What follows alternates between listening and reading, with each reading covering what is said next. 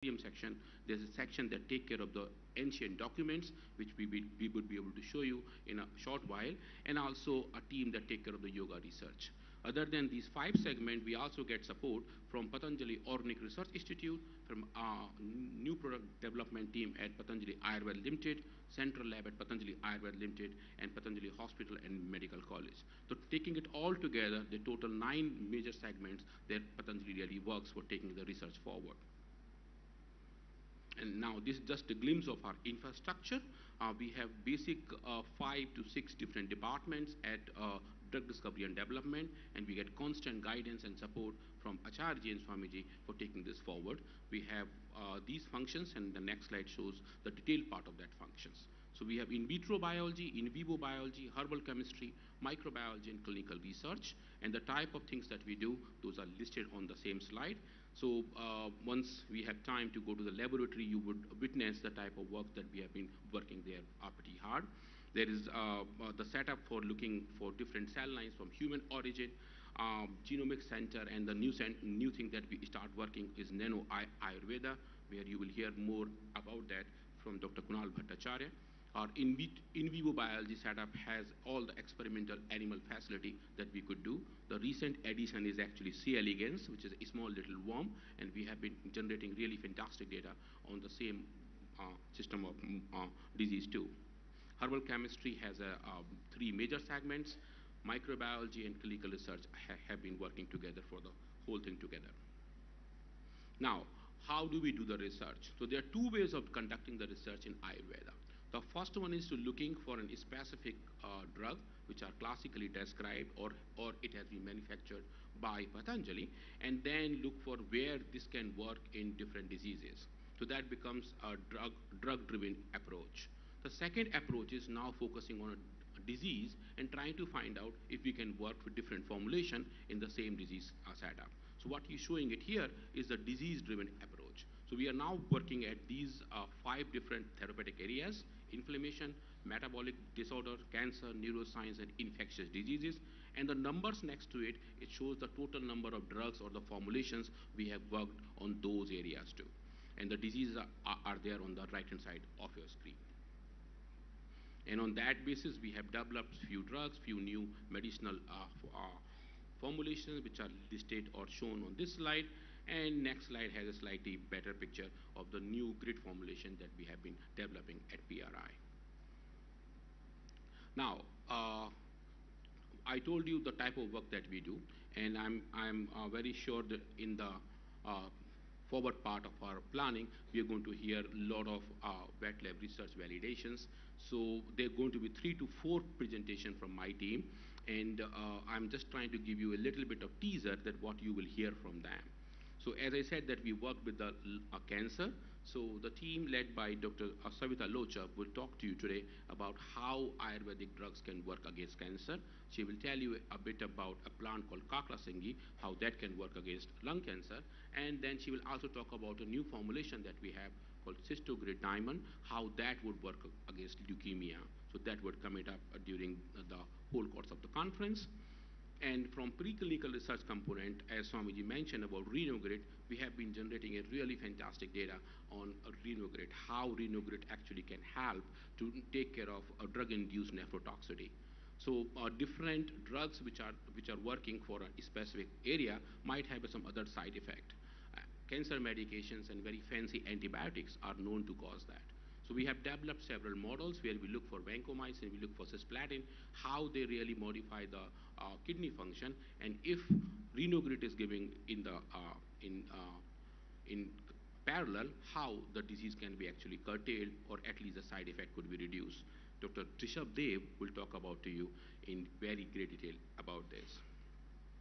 And later we will move towards nano Ayurvedic sciences, where we have been working on most of things we do, we publish. So this is just a glimpse of the type of our recent publication that has come out in press. This is on cancer research, which we publish in Frontiers in Pharmacology. All of those hard copies would be available to you in your bags. And this is for phytochemical characterizations. We have published several papers, and 2 of our papers have come on the cover page of those journals.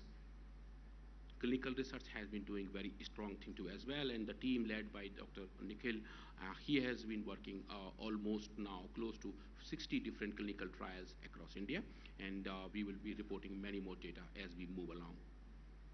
Infectious disease, Dr. Swati Haldar, today she's not here, she's sick, but her team has been working very strongly on the same field of dealing with virus, fungus, and bacteria, and how Ayurvedic drugs can take care of those.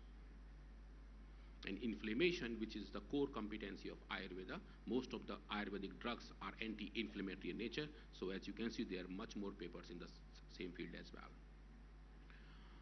And other than dealing with science as a support, we also work to find out if there is some reportings of any side effects from Ayurvedic drugs.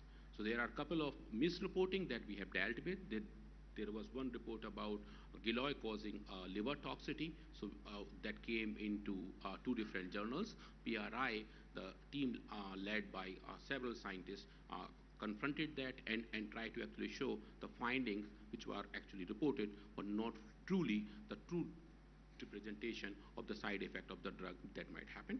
So that was also done by a PRI scientist.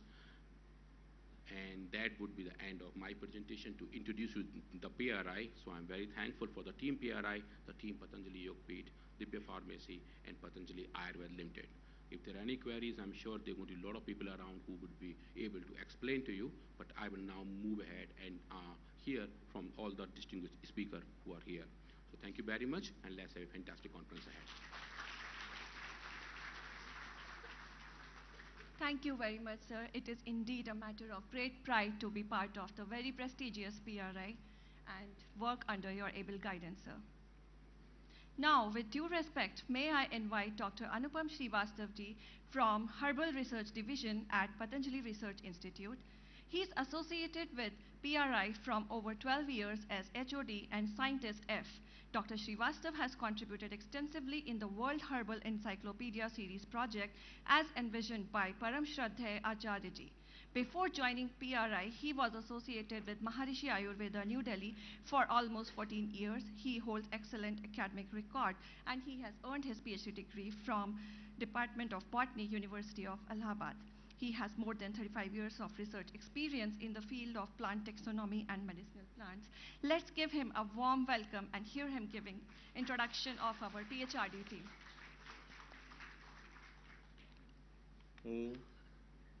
सर्वप्रथम परम पूज्य योग ऋषि स्वामी रामदेव जी के चरणों में मेरा सादर नमन और विशिष्ट चिकित्सक जो देश के विभिन्न भागों से आए हैं उनका मैं हृदय से स्वागत करता हूं।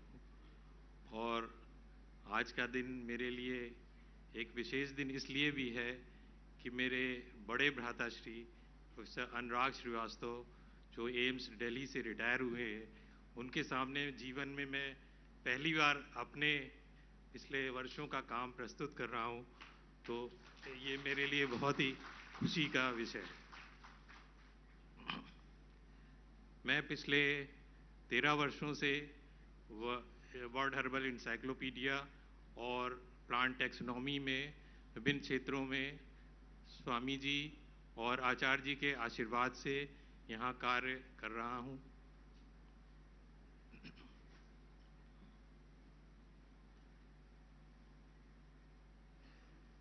WHE or World Herbal Encyclopedia, the idea of this herbal encyclopedia came just about 15 years ago, and Acharya ji and Swami ji started this work, and I am associated with this work since last 13 years.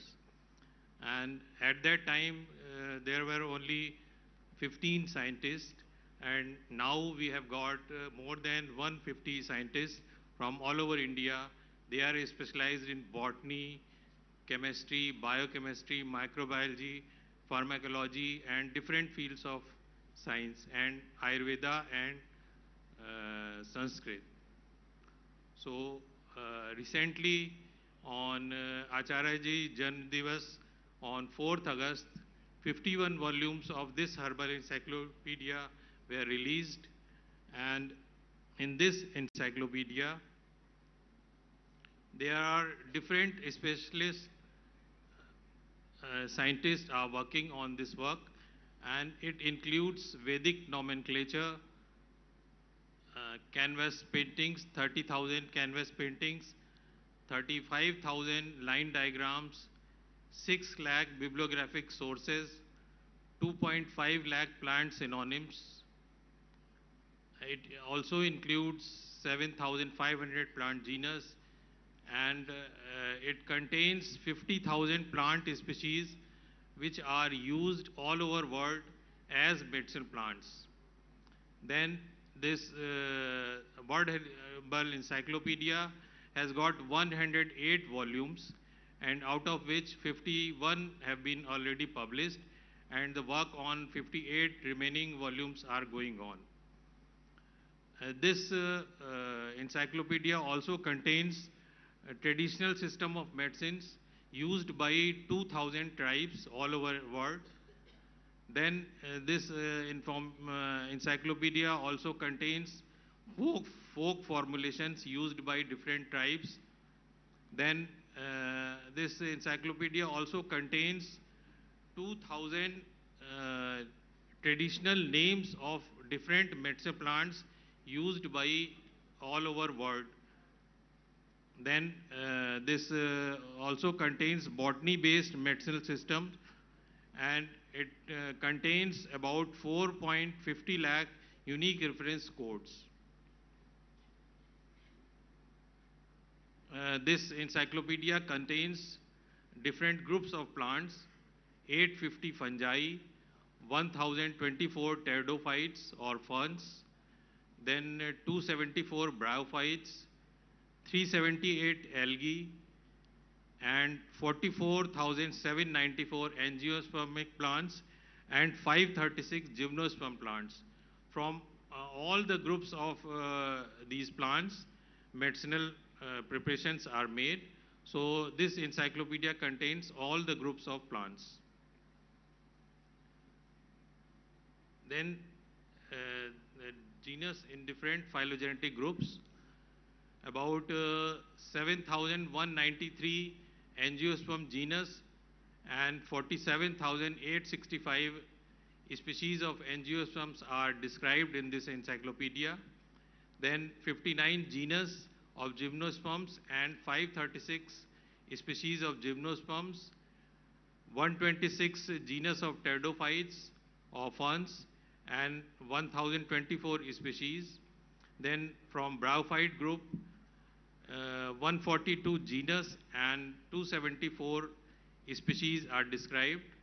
Then from fungi, 252 genus and 274 species are described in this, 859 species of fungi are described. And in last, algae, 183 genus and 378 species are described in detail.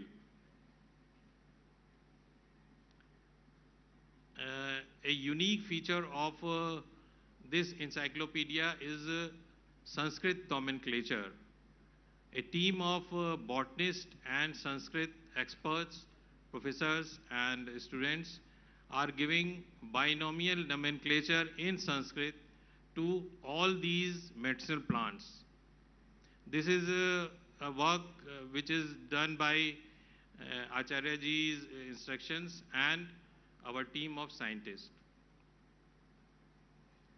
There is an example of Aza directa indica, or commonly known as neem tree, which has been named Pichu Mardaka Nimba. In Ayurvedic literature or Sanskrit literature, different plants have been given Sanskrit names according to their properties or morphological characters or some mythological characters. So these names have been taken, and some new names are also created in this binomial nomenclature in Sanskrit.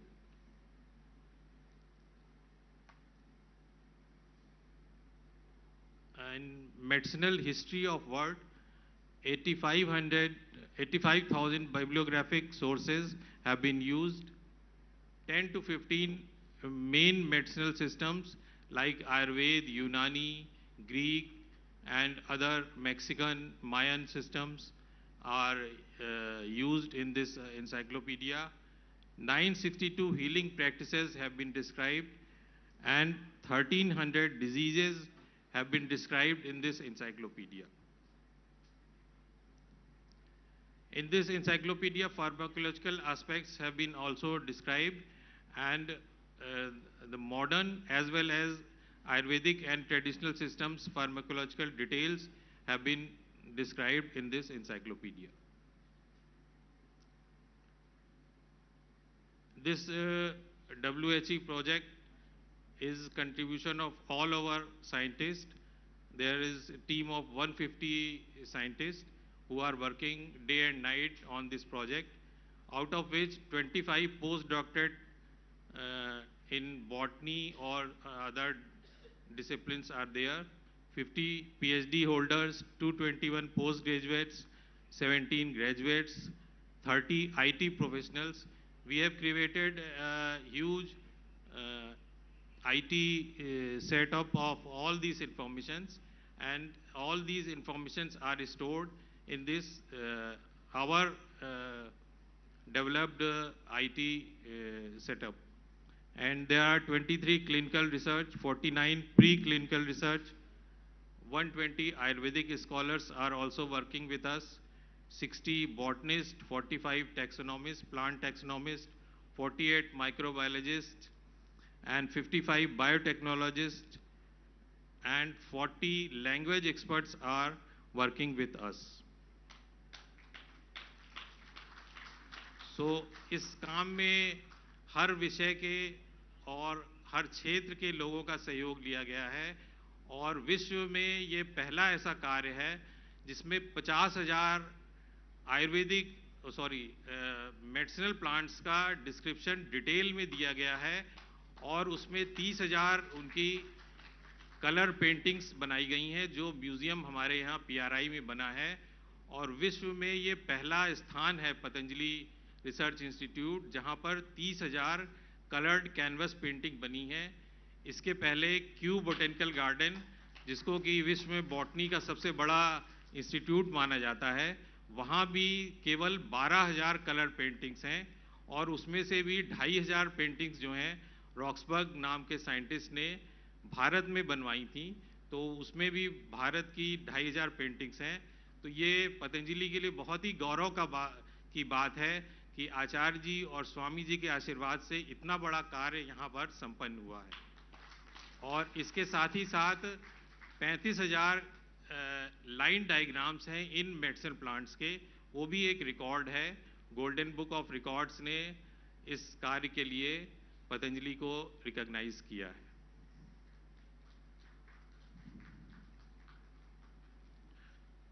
इस encyclopedia में विश्व भर की जो traditional भाषाएं हैं, vernacular language हैं, local language हैं, उसमें इनके नामों को संकलित किया गया है।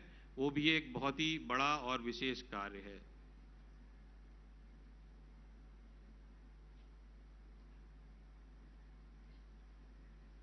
इसके अलावा विश्व भेषज जड़ी बूटी कोश, जिसमें वर्नाकुलर नेम्स का संकलन किया गया है, ये भी जब मोदी जी गुजरात के मुख्यमंत्री थे तब उन्होंने इस पुस्तक का विमोचन किया था 2013 में। इस बुक को भी golden book of world record से सम्मानित किया गया है। ये इस इंसाइक्लोपीडिया के एक पेज का दृश्य है, जिसमें उस में सबसे पहले उस पौधे का जीनस नाम दिया गया है, और उसके बाद उसका जीनस और species name with scientific name दिया है, और उसके बाद उस पौधे के जो बॉटनी में हम लोग उनके सिनोनिम्स या पर्यायवाची नाम होते हैं वो दिए गए हैं, और उनके फिर common English name, vernacular name, और उसका जो वानस्पतिक वर्णन है, बॉटेनिकल डिस्क्रिप्शन, बहुत ही डिटेल में ऑथेंटिक फ्लोरा से लेके हमारे यहाँ वर्ल्ड भर के जो बॉटेनिकल फ्लोरा हैं उनका हमारी लाइब्रेरी में बहुत अच्छा संकलन है, और उनका इस्तेमाल करके हमारे वैज्ञानिक उनका botanical description, authentic botanical description उसमें दिखाते हैं। और उसके बाद उनका हैबिटेट एंड डिस्ट्रीब्यूशन, वर्ल्ड में वो पौधे कहाँ कहाँ मिलते हैं, ये बहुत ही डिटेल में वर्णित किया गया है। और फिर अलग अलग रिसर्च पेपर्स से, किताबों से उनका केमिकल कॉन्स्टिट्यूएंट और थेरेपेटिक प्रॉपर्टीज़, फार्माकोलॉजिकल प्रोफाइल, ये सारा बहुत ही डिटेल में दिया गया है। और जो भी वर्णन इस वर्ल्ड हर्बल इंसाइक्लोपीडिया में दिया गया है वो किसी न किसी ऑथेंटिक रेफरेंस के साथ दिया गया है। कोई भी कार्य ऐसा नहीं है कि जिसको काल्पनिक रूप में लोग सोचें कि ये वर्णन कर दिया गया है या ये योग और आयुर्वेद का संस्थान है तो इसको किसी वैज्ञानिक आधार के कार्य पर नहीं किया गया है। तो ये बहुत ही ऑथेंटिक साइंटिफिक रिसर्च रेफरेंस के साथ ही इनका वर्णन किया गया है और इनको कोई भी देख सकता है इस पुस्तक में। फिर अंत में इन पौधों को क्या मेडिसिनल यूज है, वर्ल्ड भर में अलग अलग पैथी में उनका क्या क्या इस्तेमाल है, वो इसमें विथ रेफरेंस दिया गया है। और अंत में सारे रेफरेंसेस को कोडिंग करी गई है। ये एक दृश्य है जो कैनवस पेंटिंग बनाई गई हैं और इसमें भी हमारे यहाँ के वैज्ञानिक बहुत ही दिन रात मेहनत करते हैं। एक नोएडा के पेंटर्स हैं, उनकी ग्रुप है पूरा 50 पेंटर्स का, और वो पिछले 10 वर्षों से इस कार्य में लगे हुए हैं। अगर हम कहें कि 30,000 पेंटिंग्स बनी हैं तो ये 3 बाई 2 फीट के साइज के कैनवस में बनी है, तो हम कह सकते हैं कि 30 किलोमीटर लंबी पेंटिंग्स बनी हुई हैं। तो ये भी एक विश्व रिकॉर्ड है। 30 किलोमीटर में ये पेंटिंग्स अगर स्प्रेड कर दिया जाए तो ये एक विशेष कार्य आचार्य जी और स्वामी जी के आशीर्वाद से संपन्न हुआ है। ये आप देख सकते हैं। और इन पेंटिंग्स को इस म्यूजियम में जिस क्रम में हमने अपने इंसाइक्लोपीडिया में दिया है उसी क्रम में इनको संकलित किया गया है और इस तरह से डिस्प्ले किया गया है।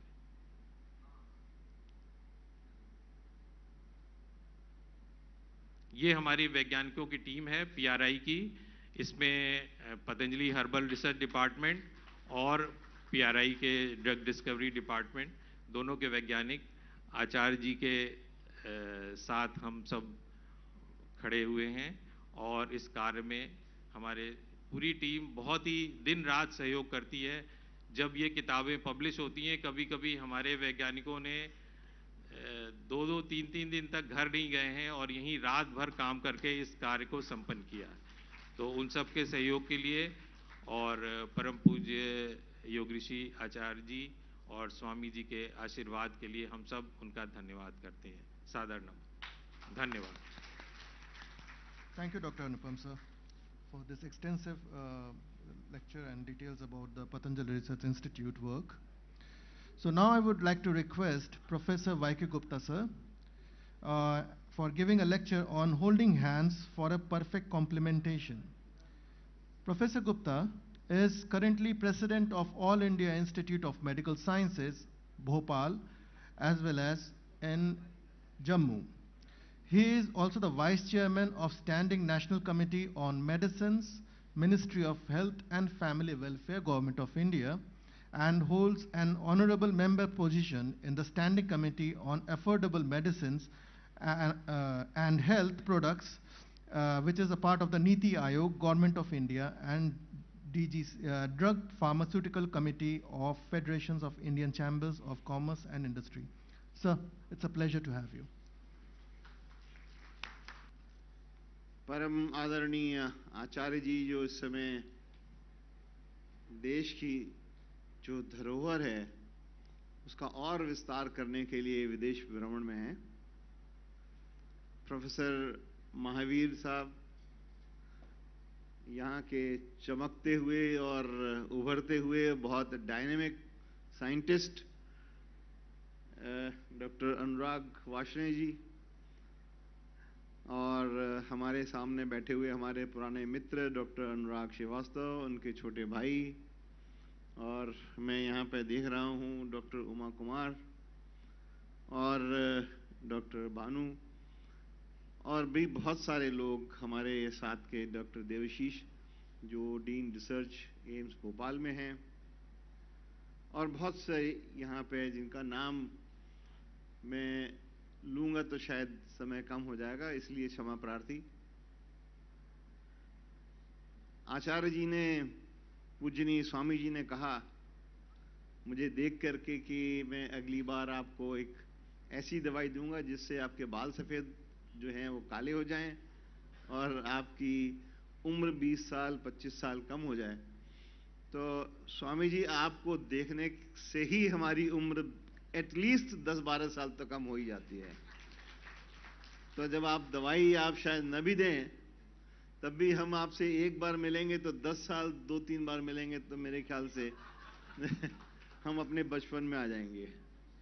तो ये एक असर होता है एक व्यक्तित्व का, जो अपने ज्ञान से और अपने विश्वास से और अपने जो एक्सपीरियंस से जो हमको बातें बताते हैं, और उसकी वजह से ही हमको ऐसा जोश आ जाता है कि हम 70 साल की उम्र में भी ऐसा लगने लगता है कि काश हमारे पास 70 साल और होते,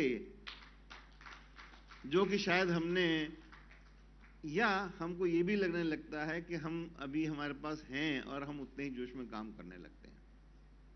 तो इसके लिए मैं आपका तहे दिल से बहुत बहुत धन्यवाद देता हूँ।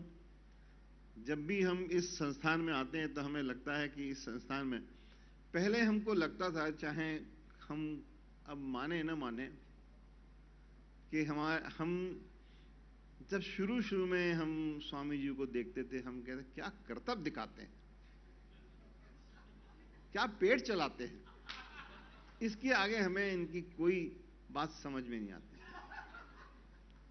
और लेकिन जब हमने उनको गहराई से देखा, जब हमको धीरे धीरे समझ में आया इसका गूढ़ रहस्य, और आखिर में हम आपको बताते हैं, जब हम यहाँ पे परसों यहाँ पे आने लगे तो हमारे 7 साल की 8 साल की ग्रैंड डॉटर कहती है, दादू आप स्वामी जी के यहाँ जा रहे हो? अब मैं भी दिखाती हूँ आपको करके। उसने भी योगा करके दिखा दिया जो इनसे सीखती है। तो ये एक असर होता है कि जो हमारे विदेश में हमारे साले रहते हैं, विदेश में हमारे दोस्त रहते हैं, वो तो कहते ही थे कि हम स्वामी जी को देख के हम योगा कर रहे हैं। हमारी 7 साल की ग्रैंड डॉटर भी कहती है आपको जोड़ों में दर्द होता है तो स्वामी जी का योगा मैं बताती हूँ आपको, आप वहां क्यों जा रहे हो? तो ये जो एक हमारे देश की धरोहर है, हमारी देश की जो एक चीज है, उसको जनमानस तक पहुंचाने का काम देश में नहीं, अंतरराष्ट्र में, बच्चे में नहीं, बूढ़ों में नहीं, छोटे छोटे बच्चों में भी पहुंचाने का काम, इसको कहते हैं हम स्वास्थ्य को जनसाधारण तक बिना किसी पैसे के पहुंचाना। जो मैं एक वाइस चेयरमैन हूं, उस कमेटी का नाम है national list of essential medicine, और उसका नाम है standing committee of national medicine पे, जिसका काम है availability, accessibility of affordable medicine of quality. और यहाँ हम अवेलेबल भी करा रहे हैं, अफोर्डेबल भी करा रहे हैं। मेरे ख्याल से अभी तक तो स्वामी जी ने अनअफोर्डेबल मेडिसिन नहीं कराई हैं, सभी अफोर्डेबल हैं, हम खरीद सकते हैं। और चाहे आप उसको पतंजलि के स्टोर में जाएं, होलसेल में जाएं, चाहे आप उसको पोर्ट ब्लेयर में जाएं, चाहे उसको किसी भी कंट्री के छोटे से छोटे गांव में जाएं, आपको वो दवाई वहां पे उपलब्ध होगी। तो ये एक हमारा एक ध्येय है कि हमें अवेलेबल, अफोर्डेबल, क्वालिटी मेडिसिन होनी चाहिए। अब दूसरी सवाल आता है इसके बाद में कि हमने उनको अवेलेबल, अफोर्डेबल तो कर दिया, अब क्या उनको उसके ऊपर विश्वास है? क्या सिर्फ स्वामी जी को देख के ही उनका विश्वास है, या उनका विश्वास उसके साइंस के बेसिस पे है? अब ये एक धीरे धीरे चैलेंज हमको उसको भी पूरा करना है कि नहीं, ये सिर्फ स्वामी जी के कहने से विश्वास नहीं है, इसके ऊपर साइंस भी है, चाहे वो एपिडेमियोलॉजी हो, चाहे उसमें रेडियोलॉजी हो, चाहे उसमें बायोकेमिकल साइंस हो, चाहे उसमें मॉलिक्यूलर बायोलॉजी हो, और चाहे उसमें क्वांटम डॉट जो अभी इन्होंने हमारे अनुराग जी ने कह दिया वो हो। तो ये काम तभी हो सकता है जब हम एक दूसरे की रिस्पेक्ट करना सीखें। और उस रिस्पेक्ट करने का जो यहां पे एक ट्रायंगल हमने दिखाई दिया, साइंस, एक्सपीरियंस एंड नॉलेज, तो वो जो पतंजलि में जो आप कर रहे हैं, इससे बढ़िया कोई जो हम कहते हैं अनुसंधान नहीं हो सकता। हम ये मानते हैं, जिसे हम कहते हैं कि triangle means you have to respect each other, you have to honour each other. हम कई बार allopathy system, modern medicine system मजाक उड़ाते हैं, यार ये क्या जड़ी बूटी है। हमने भी उड़ाया कभी, हम ये नहीं कहते। कभी जब हम अनभिज्ञ थे, जब कभी हम अज्ञानी थे, हमने भी कहा। लेकिन उसी तरह से स्वामी जी ने भी कहा, हम ये भी कहते हैं। स्वामी जी भी कई बार गुस्से में आते थे, कहते क्या डॉक्टर लोग ये कर रहे हैं। फिर बाद में आज उन्होंने कबूल भी दिया कि मैं गुस्से में कहता हूं।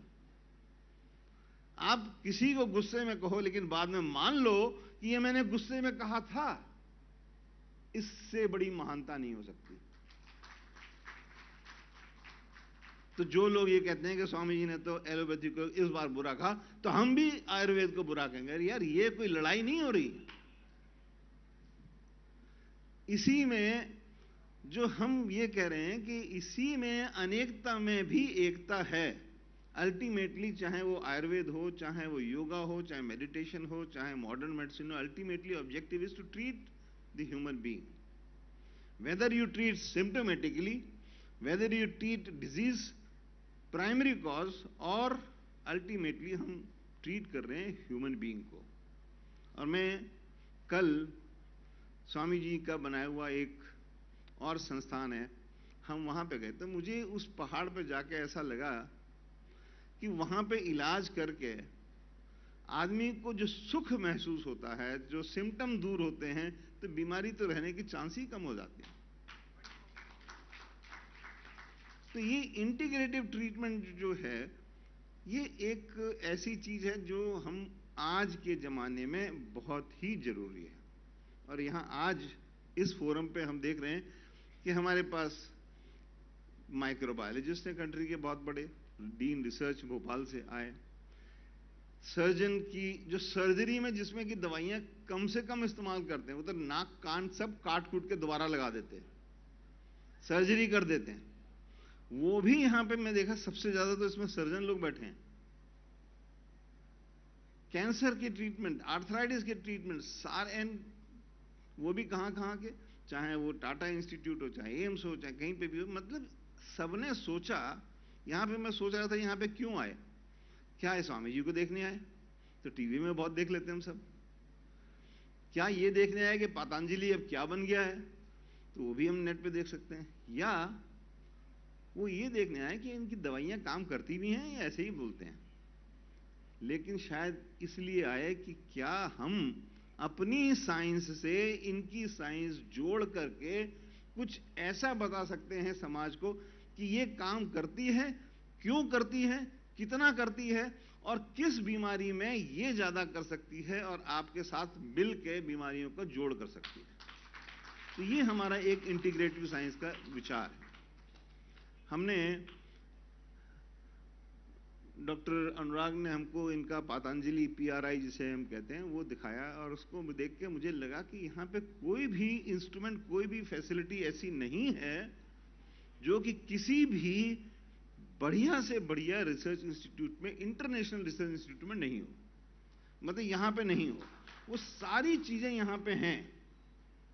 और ये पब्लिकेशन, चाहे वो साइंस में देखें, चाहे वो कैंसर में देखें, चाहे इन्फेक्शन में देखें, कौन सा ऐसा बेस्ट रेफरेंस्ड इम्पैक्ट फैक्टर वाला जर्नल नहीं है जिसमें डॉक्टर अनुराग और उनकी टीम ने पब्लिश नहीं किया हो काम।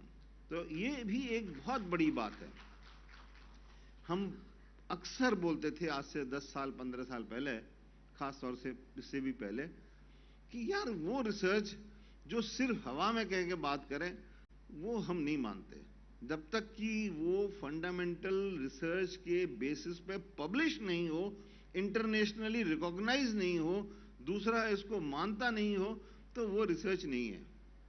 वो सिर्फ, हम अक्सर कहते हैं कि पहला होता है परसेप्शन, कि ये मेरा मानना है, परसेप्शन, उसकी कोई वैल्यू नहीं है। ये मैंने मानना है कि ये दवाई इसमें काम करेगी, नहीं।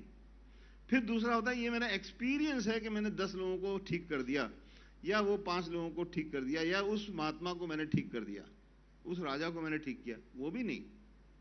हमको चाहिए एविडेंस, कितने लोगों में दवाई दी गई, कितनी डोज दी गई, किस बीमारी में दी गई, कितने ठीक हुए, कितने ठीक नहीं हुए, और वो जो ठीक नहीं हुए वो क्या थे, और जो ठीक हुए उनमें क्या था, उसको हम एपिडेमोलॉजिकल एनालिसिस कहते हैं। और उसके बाद में नेक्स्ट लेवल ऑफ एविडेंस है कि भाई ये ठीक हुआ तो क्या एंजाइम इसमें था, क्या एंजाइम नहीं था, वो एक अलग चीज है। तो higher level of evidence is what convinces, and that is what has been done when you see in the research publication which is acceptable globally, and that is what we are looking for. हम एक चीज और कहना चाहेंगे कि जब हम ये करते हैं, ध्यान रखिए खास तौर से जो आयुर्वेद के हैं, इस भावना में न बह जाएं कि हमको साइंस ही साइंस करनी है, क्वांटम डॉट नैनो क्यों करनी है भाई, सोचो हर जगह नहीं। हमारा जो पद्धति कहती है, जैसे स्वामी जी ने कहा बहुत सारे कि 300 इसमें कंपाउंड हैं, 400 कंपाउंड, 200, हमारे होते रहे भाई। हमको हर एक कंपाउंड निकाल के उसकी एनालिसिस करने की जरूरत नहीं है। शायद हर जगह आपको देखने की जरूरत है कि ये मूलभूत में काम कर रहा है, और इसके बाद हमको अगर इसमें से फ्रैक्शन निकालना है तो कितने तक फ्रैक्शन निकालना है, कि 5 फ्रैक्शन निकालें कि या उसके 4 फ्रैक्शन निकालें, या हम उसको सिंगल मॉलिक्यूल में ले जाएं। क्यों ले जाएं, कहीं जरूरत हो सकती है, कहीं जरूरत नहीं हो सकती। इसी को हम इंटीग्रेटिव साइंस बोलते हैं। एप्लीकेशन ऑफ माइंड की जरूरत है, और application of mind should be rational होना चाहिए। ये नहीं कि हम लगे हुए हैं कि किसी ने कह दिया कि क्लिनिकल ट्रायल करो, तो क्लिनिकल ट्रायल जो कन्वेंशनल क्लिनिकल ट्रायल है उसी बेसिस पे कह रहे नहीं। कन्वेंशनल ट्रायल यहां पे हमको एक सेपरेट डिजाइन हर एक की बनानी पड़ेगी, क्योंकि हमारे पास रियल वर्ल्ड एविडेंस है। हमको मालूम है कि ये दवाई आज से 20 साल से 50 साल से यूज हो रही है, और उसका हमारे पास रियल वर्ल्ड एविडेंस है। तो when you have a evidence of real world, then you have to do the bridging study which can be sufficient to provide evidence which is conclusive, and there is no need to start a clinical trial जो कि हम नए molecule से लेकर शुरू कर रहे हैं। जब आप नए मॉलिक्यूल से लेकर शुरू कर रहे हैं तो generally start from 0 to 360 degree, but when you have already information available at 90 degree, 180 degree, then the journey is to from this to this only, and this is what is an application of mind। और ये तभी होगा जबकि हम आयुर्वेद और जो modern science, biologist, epidemiologist और translation science, इन सब आपस में मिल के कहेंगे। तो प्रोटोकॉल हम कन्वेंशनल प्रोटोकॉल बनाते हैं, वो नहीं काम करेगा। वो प्रोटोकॉल तभी होगा जब हम आयुर्वेद के एक्सपर्ट उसमें हो। हम ट्रीटमेंट आयुर्वेद के हिसाब से दे रहे हैं, ट्रीटमेंट हम उसको योगा के हिसाब से दे रहे हैं, लेकिन हम इवेल्युएट कर रहे हैं मॉडर्न मेडिसिन के हिसाब से, तो कैसे संभव है ये? तो जब तक ये विज्ञान और ये विज्ञान मिलके जन विज्ञान नहीं बनेगा, तब तक कैसे होगा? तो ये एक बहुत जरूरी है। तो मैं यही कहना चाहूंगा कि हमें हर एक की स्ट्रेंथ को अप्रिशिएट करना चाहिए, और जब हम हर एक की स्ट्रेंथ को अप्रिशिएट करते हैं तो हर एक को यह भी ज्ञान होना चाहिए कि हमारे में वीकनेस क्या क्या है, और ये भी हमको मालूम होना चाहिए कि हम ये जब जुड़ जाएंगे, समन्वय हो जाएगा, तो हमारे पास अपॉर्चुनिटीज क्या हैं, जिसे हम स्वॉट एनालिसिस कहते हैं। और अगर हमने ये नहीं किया तो हमारे पास तीसरा थ्रेट क्या है? थ्रेट हमारे पास सबसे बड़ा ये है कि जो हमारे पास ज्ञान विज्ञान हजारों साल का है, वही ज्ञान विज्ञान दूसरे देश वाले उसी को अपना बना करके उस पे कहेंगे, ये देखो जी मैंने हल्दी पे दिखाया कि ये इसमें प्रॉपर्टी है। फिर हम कहेंगे यार ये तो हमारा 1000 साल पुराना ज्ञान था। अरे पुराना ज्ञान था तो आपने अभी तक उसको संभाला क्यों नहीं? और मैं इसीलिए लास्ट में ये कहना चाहूंगा कि जो पतंजलि ने ये जो एनसाइक्लोपीडिया बनाया, और अभी हमारे आखिरी व्यक्ति ने कहा कि ये पतंजलि का गर्व है, मुझे इस पे गर्व नहीं है, इस सेंटेंस पे गर्व नहीं है। अगर उन्होंने ये कहा होता कि पतंजलि ने ऐसा एनसाइक्लोपीडिया बनाया जिसमें 30,000 पेंटिंग है, 30 किलोमीटर तक जाता है, तो ये भारत का गर्व है कहना चाहिए था उन्हें। और ये पतंजलि का गर्व तो है ही, लेकिन भारत देश की देन ऐसी है दुनिया को अब कि किसी भी देश में किसी को भी कहीं देखना हो तो यहां देखो ये है, इसमें इसकी फोटो बनी हुई है। तो आगे से ये मत कहिए कि पतंजलि का गर्व है, पहले कहिए कि भारत देश का गर्व है, फिर अपने आप पतंजलि तो है ही। बहुत बहुत धन्यवाद मुझे ऐसी अपॉर्चुनिटी दी। और मैं चाहूंगा कि, और मैं खास तौर से डॉक्टर अनुराग श्रीवास्तव का बहुत बहुत धन्यवाद कहना चाहूंगा कि इन्होंने मुझे यहाँ पे लाने में एक बहुत बड़ी भूमिका निभाई। धन्यवाद, प्रणाम। Thank you very much, sir, for such an inspiring talk and introducing integrative science to us in such an effective way. Now, let's enrich our thoughts and knowledge with this talk, generating high-level evidence for improvement in quality of life through wisdom of Ayurveda by one of the most eminent cancer experts in the country. With due respect, may I invite Professor Anurag Srivastav, is currently the Chief Clinical Research Advisor at Patanjali Research Institute, Haridwar. He is also the Director of Surgical Disciplines and Chief of Breast Endocrine Services at National Institute of Medical Sciences, Jaipur. Before joining NIMS, he served as Chairman of Department of Surgical Disciplines at AIIMS, New Delhi for 30 years. He specialized in benign breast diseases and breast cancer. Let us all welcome Professor Anurag Srivastav ji.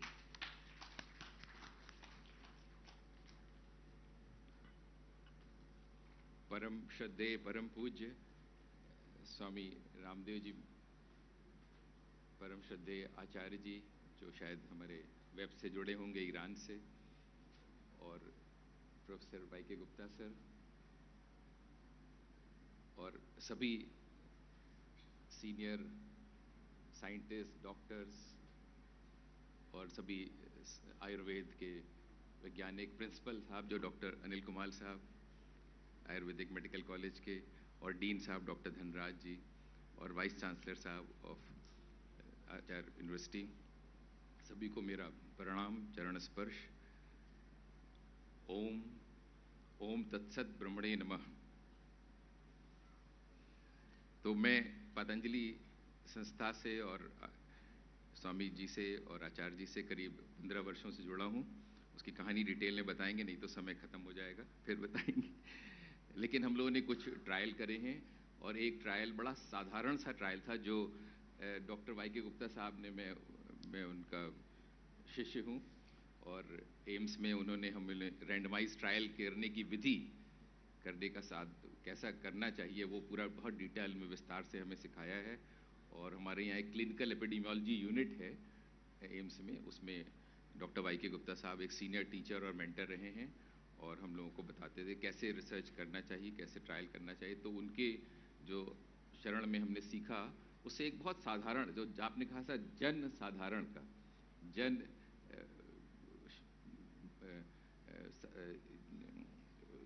जागरण के लिए कह लीजिए, या सर्वभूतेते रता, भगवद गीता में ये शब्द 2 जगह आता है, सर्वभूतेते रता, ever engaged in welfare of all.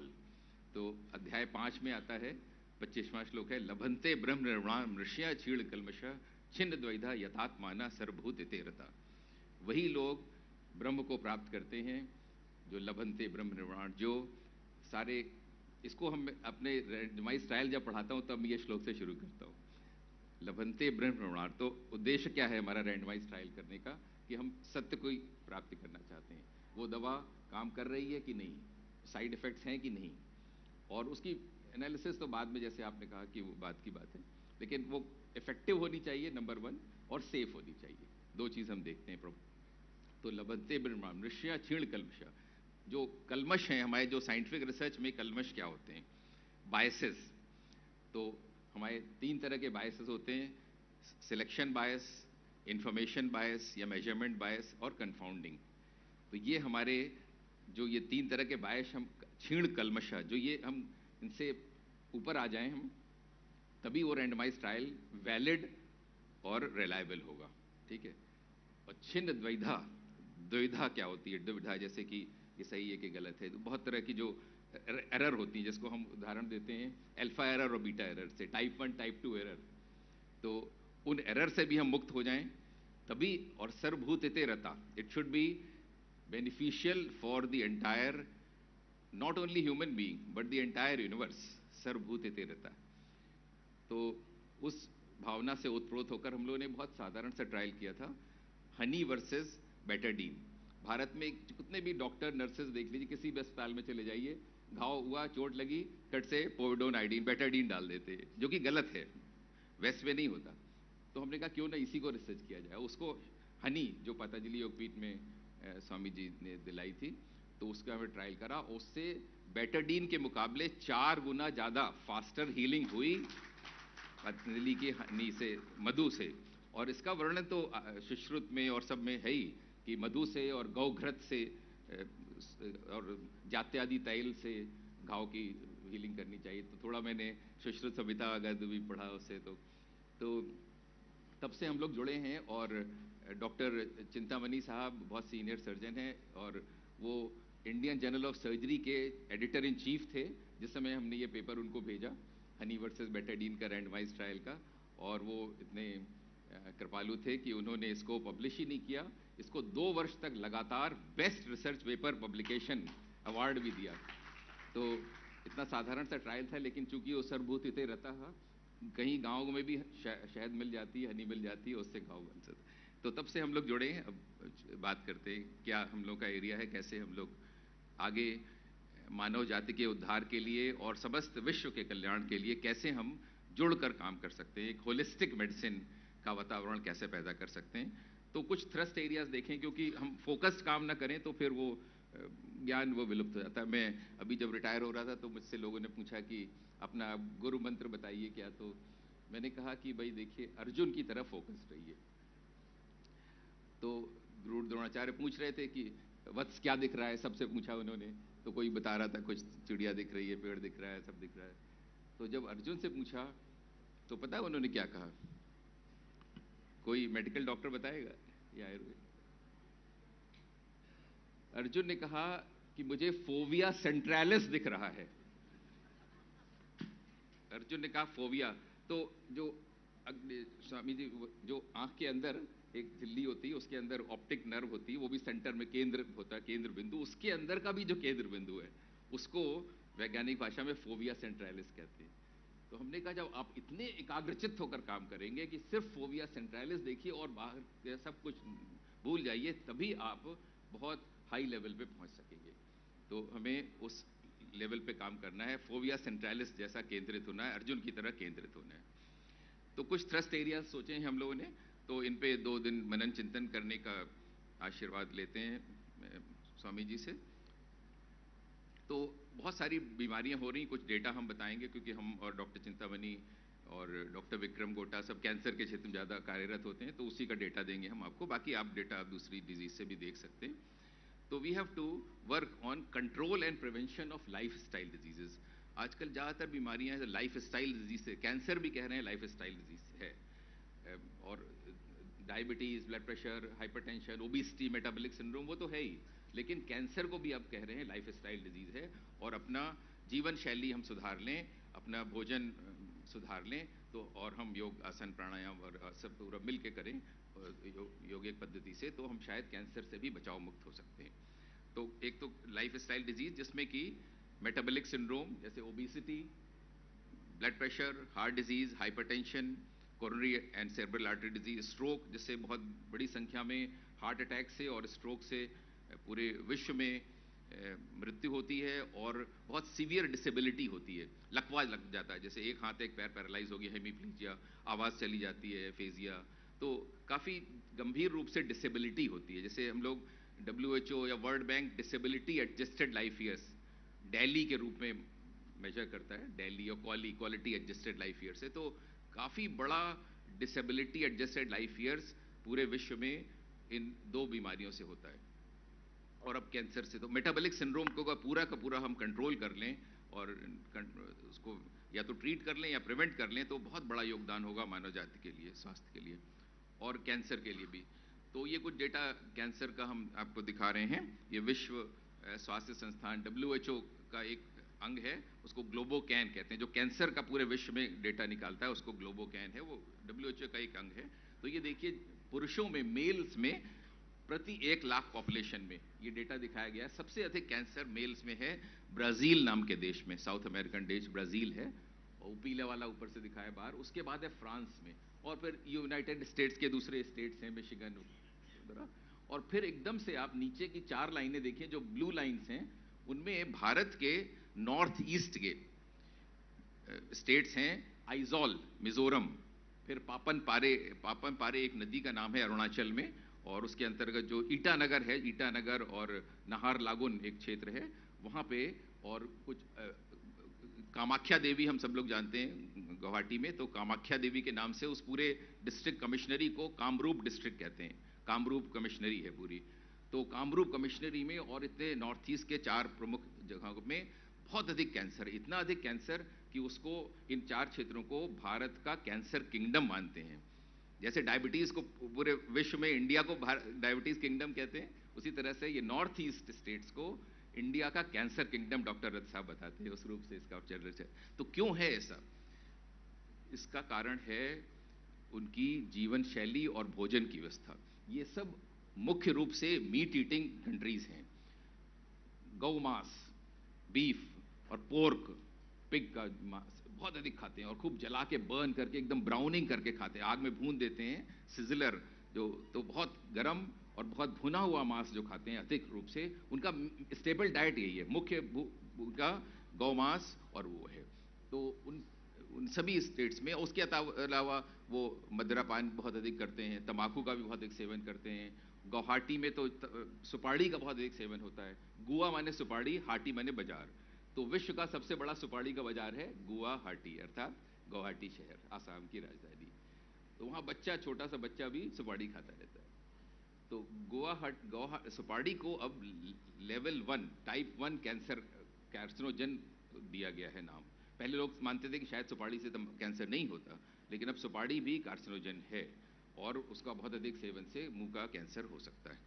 तो ये सब पुरुषों का है। महिलाओं में भी ऐसा देखा गया है, ब्राज़ील में ही सबसे ज़्यादा महिलाओं में भी कैंसर है, और उसके बाद न्यूजीलैंड और यूनाइटेड स्टेट्स, और फिर वही नीचे की 4 लाइनें देखिए तो भारत के नॉर्थ ईस्ट के स्टेट्स, क्योंकि उनकी भोजन शैली। अगर शहरों में डेटा देखें तो पुरुषों में, दिल्ली भारत की राजधानी में, पुरुषों में लंग कैंसर, फेफड़े का कैंसर है, और ये दुख का विषय है कि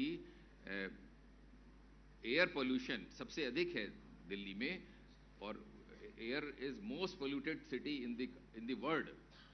air pollution wise it's the most polluted city in the world unfortunately. और महिलाओं में स्तन कैंसर सबसे ज़्यादा होता है दिल्ली शहर में। अगर अब एक गांव की चर्चा लें, एक रूरल कैंसर रजिस्ट्री है जो टाटा मेमोरियल हॉस्पिटल में करीब 50 वर्षों से वहाँ पे चलाई जा रही है। एक बार्शी, एक लातूर डिस्ट्रिक्ट का महाराष्ट्र में एक क्षेत्र है, वहाँ पे डॉक्टर जस्सावाला और डॉक्टर प्रफुल्ल देसाई साहब ने शुरू करी थी, करीब 50 साल पुरानी रजिस्ट्री। बहुत अच्छा डेटा रिकॉर्ड होता है वहाँ पे, और उसका ट्रीटमेंट फिर टाटा मेमोरियल में होता है। तो वहाँ पे देखा गया कि ये कैंसर इतने नहीं है, बहुत कम कैंसर हैं। मुंह में चूंकि सुपाड़ी, पान पराग वो भी खाते हैं, तो वहाँ पे मुंह का कैंसर पुरुषों में ज़्यादा है, और महिलाओं में सर्विक्स का कैंसर है, वहाँ स्तन कैंसर नहीं है, बहुत कम है। तो हमारी जीवन शैली से संबंध है और इसका डेटा है। ये इंडियन सीन ये है कि करीब 25 से 30, एक एवरेज देखा जाए तो 1 लाख में 25-30 महिलाओं को कैंसर 1 वर्ष में हो जाएगा। दिल्ली में सबसे अधिक है, 41 महिलाओं को हो जाएगा 1 वर्ष में, 1 लाख महिलाओं में, और गांव में 6-7 ही को ही होगा। और सबसे अधिक दिल्ली, बम्बई, और जो बड़े बड़े हमारे मेट्रोपॉलिटन टाउन्स हैं उनमें कैंसर ज़्यादा है, और करीब 1,25,000 से ज़्यादा कैंसर प्रतिवर्ष होता है। तो 2020 का जो ये डेटा है WHO का ग्लोबोकैन का, उसके अनुसार 6,78,000 कैंसर उस वर्ष हुए, रिकॉर्ड हुए, और उसमें 1/4 जो पिंक आप एरिया देख रहे हैं, पॉइंटर है क्या, पॉइंटर जो पिंक, हाँ ये कर्सर से दिखा देते हैं, जो पिंक है करीब 1/4 1/4 of all cancers among ladies involve mammary glands, स्तन में हुए। तो स्तन कैंसर सबसे ज्यादा महिलाओं में पाने वाला कैंसर है, जो किसी समय सिर्फ कॉकेशियन अंग्रेजों में होता था, अब वो भारत में भी सबसे अधिक कैंसर होने लगा है। और देखिए 1,78,000 में उसी वर्ष 90,000 महिलाओं की, हमारी माताओं और बहनों की मृत्यु हो गई। ये बहुत अत्यंत दुख का विषय है, और डॉक्टर वाई.के. गुप्ता साहब और सभी जो सभा में उपस्थित कैंसर के जो मुख्य एक्सपर्ट्स हैं, उनको ये गंभीरता से सोचना पड़ेगा कि 1,78,000 में 90,000 बहनें हमारी एक वर्ष में ही मृत्यु को प्राप्त हो गई, यानी आधे से ज़्यादा करीब। वो ऐसा क्यों है? ये इतना ज्ञान है, हमारे टाटा मेमोरियल हॉस्पिटल है, नेशनल कैंसर इंस्टीट्यूट दिल्ली में है, और इतना ज्ञान है, डॉक्टर रथ, डॉक्टर बडवे जैसे एक्सपर्ट हैं, वर्ल्ड एक्सपर्ट्स हैं कैंसर के, फिर भी आधे से अधिक महिलाएं एक वर्ष में ही मृत्यु गति को प्राप्त हो रही हैं। क्यों? हमें सोचना पड़ेगा गंभीरता से। और WHO का यह अनुमान है कि अगर इसी रफ्तार से ये कैंसर की बढ़ोतरी होती रही, तो ये लाल जो डॉट दिखाया जा रहा है number of new cancer cases among ladies हैं, और ब्लू वाला पुरुषों में है। तो पुरुषों और महिलाओं दोनों में कैंसर की गति इतनी तेजी से बढ़ रही है कि सन 2035 में ये पैंडेमिक तो आपने आया और चला गया, ये तो कंटिन्यूअस एंडेमिक के रूप में हो जाएगा, और हमें इससे बचना असंभव हो जाएगा। तो अगर हमें कुछ करना है, और यही नहीं, ये भी देखा जा रहा है, अनुमानित है कि इन दोनों पुरुषों और महिलाओं दोनों ही जेंडर्स में मृत्यु, कैंसर के कारण मृत्यु, number of deaths among male and female, जो दो लाइनें हैं, वो भी बहुत तेजी से बढ़ रही हैं, और सन 2035 में आधे से अधिक मरीज पुरुषों में भी और महिलाओं में भी मृत्यु गति को प्राप्त हो जाएंगे, अगर हमने कुछ अभी वॉर फुटिंग बेसिस पे कुछ नहीं किया। कुछ कदम हमें उठाने पड़ेंगे, जैसे हमने कोरोना से लड़ाई लड़ी और जीत भी ली, उसी तरह से हमें कुछ अधिक लड़ाई करनी पड़ेगी, जिससे कि हम कैंसर के इस भयानक गंभीर शत्रु से विजय प्राप्त कर सकें। तो breast cancer is now the commonest cancer of human race, and even in India it is increasing rapidly. So what is the situation? Situation is कि हमारी महिलाएं बेचारी गांव में या तो अज्ञानता के कारण या शर्म के कारण वो बहुत देर से आती हैं अस्पताल में, चाहे वो आयुर्वेदिक अस्पताल हो या एलोपैथिक अस्पताल हो। जब ये इतनी बड़ी से बन जाता है, हम लोग इसको कॉलीफ्लावर ग्रोथ भी कह देते हैं कभी कभी, तो उससे जब हम ऑपरेशन करते हैं तो म्यूटिलेटिंग सर्जरी तो होती है, पूरा स्तन निकालना पड़ता है, एक स्त्री का एक फेमिनिन अंग है जिससे उसकी सुंदरता, सौंदर्य का प्रकाश होता है, लेकिन उसके साथ साथ देखिए क्या होता है। खूब बड़ी गांठ लेके आई महिला और घाव हो रहा है, ब्लीडिंग वगैरह हो रही है, उसके अतिरिक्त 100 में से 50 महिलाएं 2 से 5 वर्ष के अंदर मृत्यु गति को प्राप्त हो जाएंगी, और बाकी 50 will live with big scars, painful shoulders, swollen arm, and a high cost to exchequer of India. So, Dr. Y.K. Gupta sir, this needs to be thought. This is a thought-provoking slide, sir. Don't get hurt. But this is the truth. We give very toxic, poisoning chemotherapy. शरीर का एकदम जहरीला जैसा होता है, क्योंकि मुंह में छाले पड़ जाते हैं, उल्टी होती है, डायरिया हो जाता है, बाल झड़ जाते हैं, और सीरियस साइड इफेक्ट होते हैं हार्ट के वगैरह के। इंग्लैंड में जैसे ही हम लोग कीमोथेरेपी कहते थे तो वो पूछती थी, dock, are you going to poison my body with chemo? Oh, no, I'll not. So Dr. Chintamani has worked for a long time in England, so he will, agree with me. So in England, chemotherapy is called poisoning the body. It is poisoning the system, क्योंकि शरीर के हर अंग पे काम कर रही है, targeted नहीं है वो, स्वामी जी। तो एक्सटेंसिव, फिर उसके बाद हम उसका बड़ा सा ऑपरेशन करते हैं, फिर प्लास्टिक सर्जरी का भी 3-4 घंटे का ओटी में लगता है, फिर आईसीयू में भी रहता है। तो उसको मैं कहता हूँ चॉपिंग। तो पॉइजनिंग एंड चॉपिंग, चॉपिंग ही तो है, वो काट के निकालना, वो कोई वैज्ञानिक नहीं है। हमारे बड़े बुजुर्ग भी गांव में नाई लोग जो हैं वो उस तरह चलाते थे, कोई गांठ गिल्टी हो जाती थी, फोड़ा फुंसी हो जाती, उसको चीरा लगा देते थे गांव में। इंग्लैंड में royal college of surgeons was called royal college of barbers. तभी जब FRCS आप पास कर लेते हैं, फेलोशिप और रॉयल कॉलेज, तो आपकी डॉक्टर की डिग्री छीन ली जाती है, आपको मिस्टर कह दिया जाता है। डॉक्टर चिंतामणि एंड मैं, हम लोग की जब वहाँ थे तो हम लोगों ने जैसे FRCS पास किया, उस दिन हमारा डॉक्टर टाइटल हटा दिया गया, मिस्टर कहा गया, मिस्टर चिंतामणि, मिस्टर श्रीवास्तव। तो क्योंकि हम लोग के पूर्वज बार्बर थे, तो हम लोगों ने ये साइंस जो सर्जरी है, ऑपरेशन काट के निकालना चाकू से या किसी से, वो कोई बहुत बड़ा वैज्ञानिक नहीं है, मेथड नहीं है। तो चॉपिंग करी, पॉइजनिंग करी, और उसके बाद फिर जैसे कि आप बाजार में वो भुट्टा भूनते हैं या पॉपकॉर्न भूनते हैं, वैसे रेडियोथेरेपी वालों ने उसका शरीर का काफी रोस्टिंग हो गई। तो after this poisoning, chopping and roasting, what do we get? What do we get? We incur an enormous cost to the exchequer of India and the poor। अगर अभी तो आयुष्मान भारत वाला सिस्टम मोदी जी ने बहुत अच्छा कर दिया है और हर प्रदेश में हो रहा है, 5 लाख तक का कैंसर का ट्रीटमेंट फ्री है। पहले ऐसा नहीं था, तो उनके घर गिरवी हो जाते थे, गहने बेच देते थे, और उसके बाद 2 वर्ष बाद वो बहन मृत्यु गति को प्राप्त हो जाती थी। तो इतना कुछ खर्च किया और उसके बाद मेजर डेथ और डिसेबिलिटी। तो आज में जो सभी मॉडर्न एलोपैथिक डॉक्टर्स यहाँ बैठे हैं सभागार में, आचार्य डॉक्टर वाई के गुप्ता साहब, डॉक्टर उमा और सभी लोग जो बैठे हैं, उनको मैं ये निवेदन, नम्र निवेदन कर रहा हूँ डॉक्टर चिंतामणि को कि please please please please come out of this ostrich policy. Don't keep saying कि नहीं नहीं कोई क्राइसिस नहीं है। क्राइसिस है और बहुत गंभीर है, और हमें अपनी कमियां महसूस करनी होगी और कुछ नया निकालना होगा, कुछ चर्चा करनी होगी, ज्वाइंट दूसरे लोगों से मिलकर करना होगा, होलिस्टिक मेडिसिन, इंटीग्रेटिव मेडिसिन कुछ करनी होगी। We have to come out of this policy कि वी आर द बेस्ट और यही ट्रीटमेंट करना है। नहीं, उस ट्रीटमेंट से 100 में 50 मर रहे हैं, ठीक नहीं हो रहे। In spite of everything, chopping, roasting and poisoning, we are killing, we are losing, not killing, we are losing half of the battle. You know? So we are not winning the battle. And the same thing applies to, you take heart attack, you take diabetes, end results, आँख की रोशनी चली जाती है, kidney fail हो जाती है, हृदय गति रुक जाती है, आदि आदि। तो ऐसे कोई भी सीरियस कॉमन डिजीज देखिए, टीबी, भारत में सबसे अधिक टीबी पूरे विश्व में। एक डिजीज होती है जिसको हम लोग आदर सूचक हैंसन डिजीज कहते हैं, माइक्रोबैक्टीरियल लेप्री से होता है, लेप्रेसी वर्ड यूज करते हैं हम लोग। ये इतनी आदिकालीन है, बाइबल में इसका वर्णन है कि जीसस क्राइस्ट के पास जो लेपर लोग जाते थे हैंसन डिजीज से, उनको जीसस छू देते थे और उनका हैंसन डिजीज, कुष्ठ रोग कहते हैं हिंदी में, कुष्ठ रोग, तो कुष्ठ रोग से मुक्त हो जाते थे। इतनी 2000 वर्ष पुरानी डिजीज भारत में अभी भी है।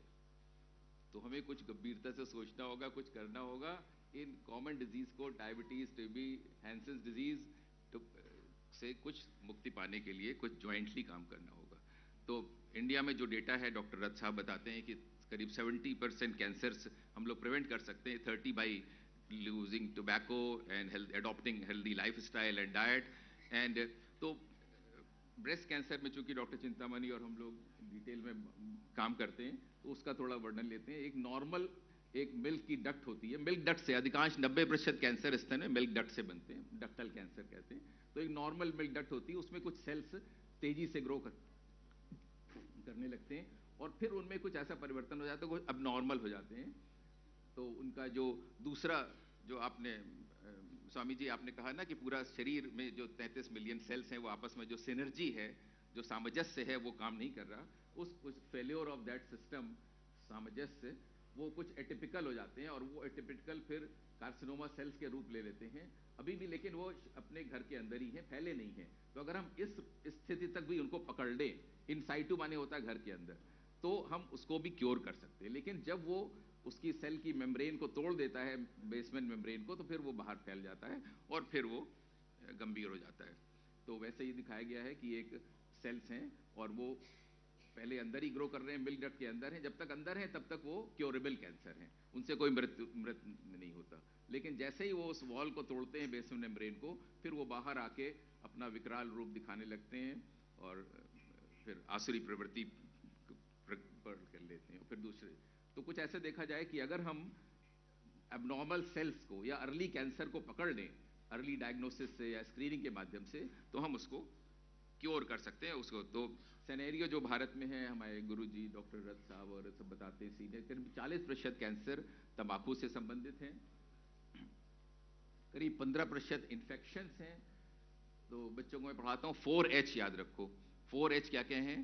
Human papilloma virus, HPV virus जिससे सर्विक्स कैंसर होता है, ओरोफेरिंक्स का कैंसर होता है, पुरुष और महिलाओं के गुप्तांगों का मेल एंड फीमेल जेनेटिलिया का कैंसर होता है, और एनल कैनाल कैंसर है। तो फिर हेलिकोबैक्टीरिया पाइलोराई से आजकल कह रहे हैं स्टमक कैंसर भी है, तो एक H हो गया। तीसरा H हेपेटाइटिस B से लिवर कैंसर, हेपेटोसेलुलर कार्सिनोमा है, और HIV से कैपोसी सार्कोमा है जो स्किन का कैंसर। तो 4H, remember 4H, these 4H can cause infection related cancer. कुछ लाइफ स्टाइल है, करीब 10% कैंसर ओबेसिटी और सेडेंटरी लाइफ स्टाइल से। तो जैसे हम किताबों में पढ़ते हैं कि मल्टीफैक्टोरियल होता है, हार्मोन, टोबैको आदि, और पोल्यूशन के विषय में थोड़ी सी चर्चा करेंगे। एयर, वाटर, फूड पोल्यूशन तो सभी लोग बात करते हैं, लेकिन कुछ चलिए शास्त्रों से और आयुर्वेद से सीखते हैं।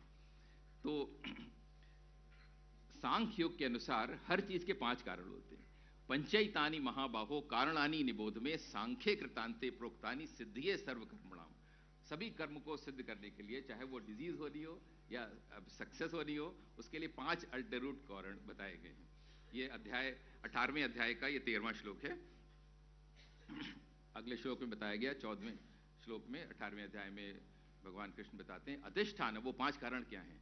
अधिष्ठानम तथा कर्ता करणम च पृथक विधम विविधाश पृथक चेष्टा दैवम चैवात्र पंचमम। तो ये 5 कारण है। अधिष्ठान वो शरीर, कर्ता आत्मा जो आप कहते हैं, डूअर कह लीजिए, करणम वो उपकरण है। तो हमारे शरीर में कहते हैं कि 5 तो बाह्य इंद्री हो गई, सेंस ऑर्गन्स जो हैं, 5 कर्मेंद्री हो गई, 5 ज्ञानेंद्री हो गई। तो 10 तो ये हो गए ज्ञानेंद्री और कर्मेंद्री, और 3 ये तो बाहरी है। इससे हम बाह्य जगत से संपर्क करते हैं, we come in contact with the outside world, ठीक, देख के, टच करके। और 3 है अंतःकरण, मन, बुद्धि, अहंकार। तो टोटल 13 उपकरण या करण बताए गए हैं जो आयुर्वेद में या वैदिक संस्कृति में। तो ये 13 करण भी हमारे बीमारी के कारण हो सकते हैं, इसको बारे में सोचना पड़ेगा। फिर विविधाश पृथक चेष्टा, चेष्टा, एफर्ट, एंडेवर। आप ऐसे, आपका शरीर सब ठीक है, आत्मा ठीक है और इंद्रिय भी ठीक काम कर रही है, लेकिन जो चेष्टाएं हैं, एफर्ट्स, एंडेवर हैं, वो गलत दिशा में जा रही हैं। सात्विक के बजाय, जैसे स्वामी जी ने बताया कि तामसिक या राजसिक हो रही हैं, तो वो चेष्टाएं अगर गलत हो रही हैं। और इन सब का ऊपर जो एक स्वामी जो मास्टर कंट्रोलर बैठा हुआ है, like pituitary gland, master gland in brain, दी अंदर जो हमारे अंदर भगवान बैठे हुए, दैवम चैवात्र पंचमम। तो हमें इस रूप में हर डिजीज का कॉजेलिटी सोचना पड़ेगा कि हर चीज के 5 कारण आपको सोचने पड़ेंगे। सिर्फ मॉडर्न साइंस का जो हमारा, जो डॉक्टर वाई के गुप्ता हमें पढ़ाते थे कि इटियोलॉजी, कॉन्जेनिटल, एक्वायर्ड में इन्फेक्शन, ट्रॉमेटिक, डिजेनरेटिव, उसके और गहन में जाएं हम, तो ये 5 कारण वैदिक संस्कृति के द्वारा हमें सोचने पड़ेंगे और इसी में रिसर्च आगे करनी पड़ेगी। आप बहुत प्रदूषण तो सुनते हैं, लाइट पोल्यूशन पे कम आपने सुना। तो मैंने पढ़ा करीब थॉमस अल्वा एडिसन ने बल्ब का निर्माण किया। उन्होंने 10,000 बार बनाया था, बल्ब तो बना पाया था, 9,990 बार वो फेल हो गए थे। तो उन्होंने 22 अक्टूबर 1879 को बल्ब का वो पेटेंट कराया था उन्होंने। उसके पहले समस्त प्रकृति 12 घंटे के दिन और 12 घंटे की रात की साइकिल में जी रही थी, ठीक है, दिन और रात। भगवान सूर्योदय हुए और फिर रात में चंद्रोदय हुआ। अब क्या हुआ, एडिसन साहब ने बल्ब बना दिया, गांव-गांव में, शहर-शहर में हर जगह लाइट, नियॉन लाइट लग गई, लाइट लग गई। पहले सिर्फ राजा महाराजाओं की शायद मशाल शायद जलती थी, बाकी सब तो अंधकार होता था। उसका प्रकाश प्रदूषण का कुप्रभाव हम अब देख रहे हैं। स्वामी जी, दिल्ली में गौरैया नाम की चिड़िया नहीं है, कौवे नहीं है, बहुत सारे पशु पक्षी, बहुत सारे पेड़ एक्सटिंक्ट हो गए हैं, खत्म हो गए हैं, और बहुत सारी बीमारियां बढ़ रही हैं। जो महिलाओं में वहाँ ब्रेस्ट कैंसर सबसे ज़्यादा है और पुरुषों में लंग कैंसर सबसे ज़्यादा है, उसका भी शायद थोड़ा कुप्रभाव प्रकाश प्रदूषण का होगा। और तो और जो महिलाएं रात भी नाइट शिफ्ट में काम करती हैं, कॉल सेंटर में फ़ोन उठाते हैं ना रात को, तो उनमें स्तन कैंसर 3 गुना ज़्यादा है बजाय एक जो आराम से 8-10 घंटे रात में सो लेते हैं।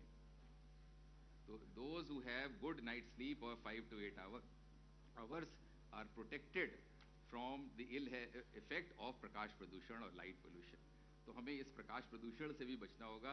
आजकल उससे क्या हो रहा है, रात के 11 बजे तक तो व्हाट्सएप कर रहे हैं बच्चे या फेसबुक कर रहे हैं, तो वो उनकी वो जीवन शैली 12 घंटे का दिन, जो ब्रेन के अंदर एक पीनियल बॉडी है, ब्रेन क्लॉक एक होती है, लिम्बिक सिस्टम कहते हैं हम, तो उस क्लॉक से सारे हार्मोन्स पूरे शरीर के नियंत्रित होते हैं। तो जब हमने वो 12 घंटे का दिन और रात कम कर दिया तो उसका कुप्रभाव हो रहा है, ब्रेन के जो हार्मोन्स हैं वो सब डिस्टर्ब हो गए और उससे बहुत सारी डिजीज हो रही। जो लेडीज रात में काम करती हैं उनके यहाँ स्टेरिलिटी बहुत हो रही है, डिसहार्मनी, डाइवर्स हो रहे हैं और अधिक बहुत सारी प्रॉब्लम है। एक है वैचारिक प्रदूषण। एक स्वामी जी ने बताया, स्वामी दिव्यानंद महाराज जी जो गीता आश्रम में हैं, तो उन्होंने कहा भाई वैचारिक प्रदूषण भी बहुत ज्यादा हो रहा है, चाहे वो घर में सास बहू का हो, चाहे वो यूक्रेन और रशिया का हो, चाहे वो एक और दूसरी पार्टियों के नाम नहीं लेना चाहिए, उन पार्टियों का हो, चाहे एक डिपार्टमेंट में हो दूसरे, तो वैचारिक प्रदूषण बहुत अधिक हो रहा है। उससे क्या हो रहा है, स्ट्रेस बहुत बढ़ रहा है हमारा, और स्ट्रेस और तनाव से साइंस ये बता रही है कि जो डीएनए रिपेयर मैकेनिज्म हमारे अंदर है वो डिस्टर्ब हो जा रहा है। तो ये कहा जाता है कि जैसे टीबी सबको कहते हैं, भारत में एशिया में सबको हुई है बचपन में, लेकिन हमारी शरीर की जो रोग निरोधक क्षमता है, इम्यूनिटी है, उससे वो दबी हुई है, इसलिए हमें टीबी नहीं पता चलती। फिर जब कोई इम्यूनिटी कम हुई, ओल्ड एज हुआ, डायबिटीज हुई, हाई डोज स्टेरॉइड दिया तो इम्यूनिटी कम होती है, टीबी फिर से उभड़ के आ जाती है, उसको कहते हैं रीएक्टिवेशन ट्यूबरक्लोसिस। उसी प्रकार से कह रहे हैं कैंसर की जो थ्योरी है, डॉक्टर बडवे, डॉक्टर विक्रम ने हमें पढ़ाया जब मैं 1 वर्ष टाटा मेमोरियल में था, तो कि हमारे अंदर सब में कैंसर सेल्स बन रहे हैं, क्योंकि हमारा जो कॉस्मिक रेज आ रही है, रेडिएशन बहुत है, पोल्यूशन है, बहुत सारे, we are exposed in our life to a number of carcinogens, उनसे कैंसर सेल शरीर में बन रहे हैं। लेकिन हमारे शरीर के जो टी लिम्फोसाइट्स हैं, साइटोटॉक्सिक टी लिम्फोसाइट और एनके सेल्स हैं, नेचुरल किलर सेल्स, वो उनको मार दे रहे हैं और हमें कैंसर प्रकट नहीं हो पा रहा। तो मैनिफेस्ट नहीं है लेकिन हमारे शरीर के अंदर हैं वो सेल्स। अगर हमारा स्ट्रेस हुआ, वो हमारी डीएनए रिपेयर मैकेनिज्म फेल हो गई, वो कैंसर उभड़ के आ गया। हमारी एक बहुत ही प्रिय बहन थी, तो वो 4 वर्ष तक एकदम ठीक रही, फिर थोड़ा स्ट्रेस रहता था उनको और फिर एकदम से कैंसर 4 साल के बाद उभरा। और फिर तो स्ट्रेस और इससे बचना होगा। तो हमारे पिताजी माता ये सब पढ़ाते थे, early to bed and early to rise makes a man and also a woman healthy wealthy and wise. इसमें बहुत अधिक गंभीर सत्य था। ये इंग्लैंड में पढ़ाई जाती थी, इंग्लिश प्रोवर्ब है, सभी पढ़ते थे, और वुमेन को भी आप क्यों पीछे छोड़ रहे। तो इसमें बहुत सत्य था। अर्ली सूर्य, ये कहा जाता है वैदिक संस्कृत में, सूर्योदय के करीब 2-3 घंटे पहले आपको जगना चाहिए, सूर्योदय के पहले, और सायंकाल में आपको सो जाना चाहिए। वही लाइफ साइकिल, जो डे एंड नाइट का साइकिल। तो इसमें बहुत अधिक सत्य है और इसको हम लोग भूल गए हैं। इसके ओबेसिटी तो अब एक भयंकर रूप में हो गया है। अमेरिका में कह रहे हैं करीब 59% population of America is having some degree of obesity, thanks to Pizza Hut and McDonald's. वो $1 का बर्गर, महाबर्गर बेच देते हैं, सब लोग खूब लालच में खा जाते हैं, हवस बहुत होती है, लोभ बहुत अधिक है, तो उससे ये प्रभाव हो रहा है। ओबेसिटी से 13 शरीर के 13 अंगों के कैंसर अब फैले जा रहे हैं। डाइट से हमारे बड़े बूढ़े सब स्वामी जी सब बताते हैं, जैसा खाए अन्न वैसा रहे मन। What one eateth, the old English proverb was, what one eateth so he becometh। तो इसमें बहुत अधिक सत्य है। और अभी एक बहुत ही ये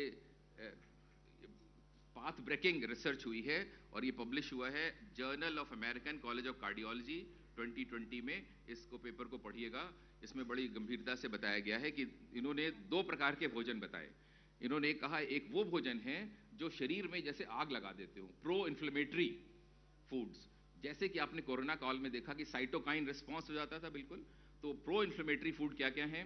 red meat, processed meat, refined sugar, refined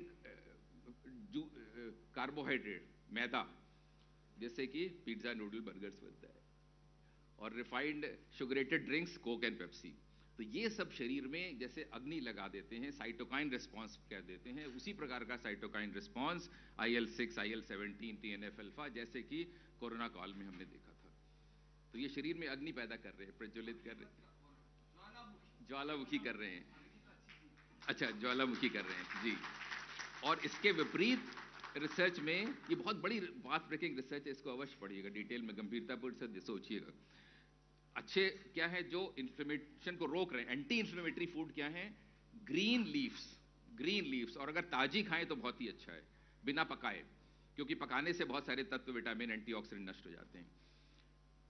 आंवला भी कच्चा ही खाइए। सबसे ज्यादा आयुर्वेद में वर्णन होता है कि आंवला खाना चाहिए रोज एक आंवला, क्योंकि उसमें विटामिन सी सबसे अधिक होता है। तो ताजे फल, yellow coloured fruits and vegetables, इनमें बहुत अधिक एंटी इन्फ्लेमेटरी प्रॉपर्टीज हैं। और ये बहुत बड़ी कोहॉर्ट स्टडी है जिसमें देखा गया जो प्रिडोमिनेंटली मीट ईटिंग वाले थे उनको हार्ट डिजीज ज्यादा हुई, स्ट्रोक ज्यादा हुआ, और अब काफी डेटा आ रहा है कि कैंसर भी ज्यादा डटा हुआ। और जो एंटी इन्फ्लेमेटरी थे उनको इन सबसे डिजीज से बचाव हुआ। डाइट और कैंसर का बहुत घनिष्ठ संबंध है, 30 से 40% कैंसर डाइट से रिलेटेड हैं, और उसमें प्रमुखता है red meat eating, process meat eating, और उससे स्तन cancer, colon cancer, pancreatic cancer बहुत अधिक होता है। फिर हम, क्योंकि हम अपने जो वैदिक संस्कृति और ज्ञान को भूल गए थे, हमें बताया गया था युक्ताहार विहारस्य युक्त चेष्टस्य कर्मशु युक्त स्वप्नावबोधस्य योगो भवति दुःखः। अर्थात आपका आहार युक्त हो, एप्रोप्रिएट हो, मॉडेस्ट हो, विहार यानी लाइफ स्टाइल, दैनिक दिनचर्या, early to bed and early to rise हो, और चेष्टा और कर्म, आपकी चेष्टा अगर ये है कि पड़ोसी को कैसे परेशान करें, इस साल टैक्स कैसे चुराएं, आदि आदि, तो आपका ठीक नहीं चलेगा। और कर्म भी सब होने चाहिए। तो चारों चीज अगर ठीक होंगे, आहार, विहार, कर्म और चेष्टा, तब योग द्वारा आपके सभी भौतिक दुख और दुखों में बीमारी भी सबसे दुख हो जाएगा। तो 3 तरह के भोजन बताते हैं। तो ये 17वें अध्याय का श्लोक है। आयु सत्व बलारोग्य सुख प्रीति विवर्धना रस्या स्निग्धा हृदय आहारा सात्विक प्रिया। आयु को बढ़ाते हैं सात्विक फूड, बल को बढ़ाते हैं, फिजिकल स्ट्रेंथ को बढ़ाते हैं, प्रीति विवर्धना, love and affection among each other. आज देखिए क्या घर घर में लड़ाई, यूक्रेन और रशिया में क्यों लड़ाई हो रही? क्योंकि हमारे love and affection among each other खत्म हो गया है, हम सात्विक फूड नहीं खा रहे। तो विवर्धना माने एनहांसर। सो दीज सात्विक foods increase your strength, your age, longevity, they provide love and affection among each other, and they give आरोग्य यानी कि फ्रीडम फ्रॉम इलनेस। हम इन खानों को नहीं खा रहे हैं, और हम क्या खा रहे हैं? कटु अम्ल लवण अति उष्ण तीक्ष्ण रूक्ष विदाहिना आहारा राजस श्रेष्ठा दुख शोकामय प्रदा। आमय माने बीमारी होती है, आमय निरामय कहते हैं ना, पहला सुख निरामय काया। तो कटु बहुत कड़वा, अम्ल बहुत एसिडिक खट्टा, लवण नमक, WHO ने अब कहा है कि 5 ग्राम से ज्यादा नमक खाने से हार्ट डिजीज ज्यादा होती है, ब्लड प्रेशर ज्यादा होता है, और कैंसर भी ज्यादा होता है। लेह लद्दाख में जाइए तो वहां पे स्टमक और इसोफेगस का कैंसर बहुत होता है। तो हम लोगों को बताया गया कि वहां पे चाय में नमक डालते हैं बहुत, तो नमक बहुत खाते हैं, तो नमक से भी कैंसर हो सकता है अगर अधिक मात्रा में खाएं। और जल उदाहीना मतलब जल जाता है पूरा। तो इन सबसे दुख, शोक और आमय होता है, ये बीमारियां, इसे हमें देखना होगा। यात यामम गत रसम पूति परिषितम चयत उच्छिष्टमपि चामेद्यम भोजनम तामस प्रियम। तो यम कहते हैं एक पहर को। तो 8 पहर हैं हमारे वैदिक संस्कृति में। तो अगर 24 घंटे का दिन है, उसको 8 से भाग दीजिए तो 3 घंटे का एक यम आया, तो एक पहर। तो 2 पहर सब जानते हैं, 2 पहर माने दूसरा पहर, ठीक है, दिन का दूसरा पहर। तो ये बताया जा रहा है कि जिस पहर में भोजन बनाइए यानी 3 घंटे, उसी पहर में उसको खा लीजिए। अगर उसको दूसरे पहर में खाया गया तो वो इस अध्याय 17 के श्लोक नंबर 10 के भगवद गीता के अनुसार वो उस डेफिनेशन से तामसी हो गया। तो जब ये मैंने करीब 15 साल पहले पढ़ा, तब से मैंने डबल रोटी छोड़ दी, सैंडविच पे नहीं खाता ब्रेड, क्योंकि वो आज बनी बेकरी में, कल आपके शॉप में आई, परसों आपने खरीदी, तो 2-3 दिन फ्रिज में रखी रही। तो मैं तो ब्रेड और डबल रोटी नहीं खाता, चाहे वो क्योंकि वो तामसी हो गई इस डेफिनेशन से, कृष्ण जी के डेफिनेशन से। तो ये सब हमें सोचना पड़ेगा। और अभी इस रिसर्च बहुत गंभीरता से लोग विदेश में ले रहे हैं, जैसे डॉक्टर वाई.के. गुप्ता कह रहे थे कि हमारा ज्ञान अब वहाँ जा रहा है। तो ये Harvard school of public health का ये है कि खाना कैसे खाएं, उसके धीरे धीरे खाइए, 30 बार दबाइए, बैठ के खाइए, किचन में खाइए, और ना ये देखिए, पूरा डिटेल में पढ़िए तो आपको बड़ा अच्छा लगेगा। और 30 बार च्यू करिए।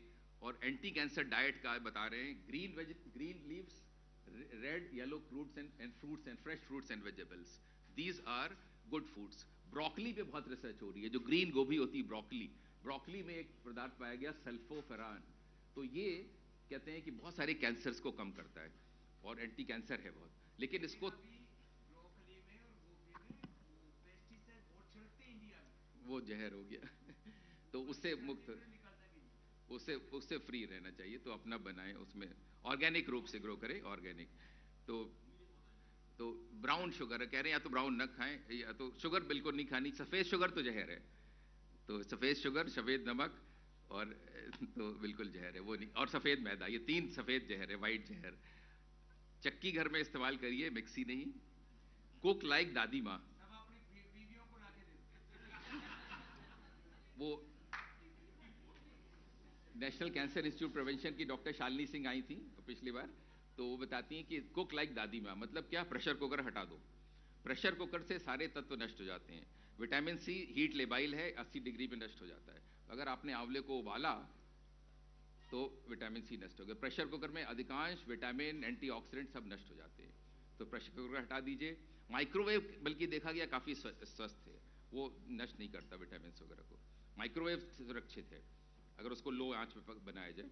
तो प्रेशर कुकर लेकिन हटा रहा है, और दादी माँ जैसा खाना पकाना है। और देखिए कितनी ये फ्रिज तो और खतरनाक है जी, फ्रिज, हाँ फ्रिज में भी बहुत तत्व कम हो जाते हैं, और उसको फिर गर्म, फ्रीजर में कम हो जाते हैं कई विटामिन, और उसको जब पुनः गर्म करते हैं वायरस भी पनपते हैं। और फिर पुनः ये देखिए कितनी प्रसन्नचित्त है, देखिए प्रसन्नचित्त होकर खाना बना रही है, उसका भी बहुत प्रभाव होता है। ये सब भी हमें सोचना पड़ेगा।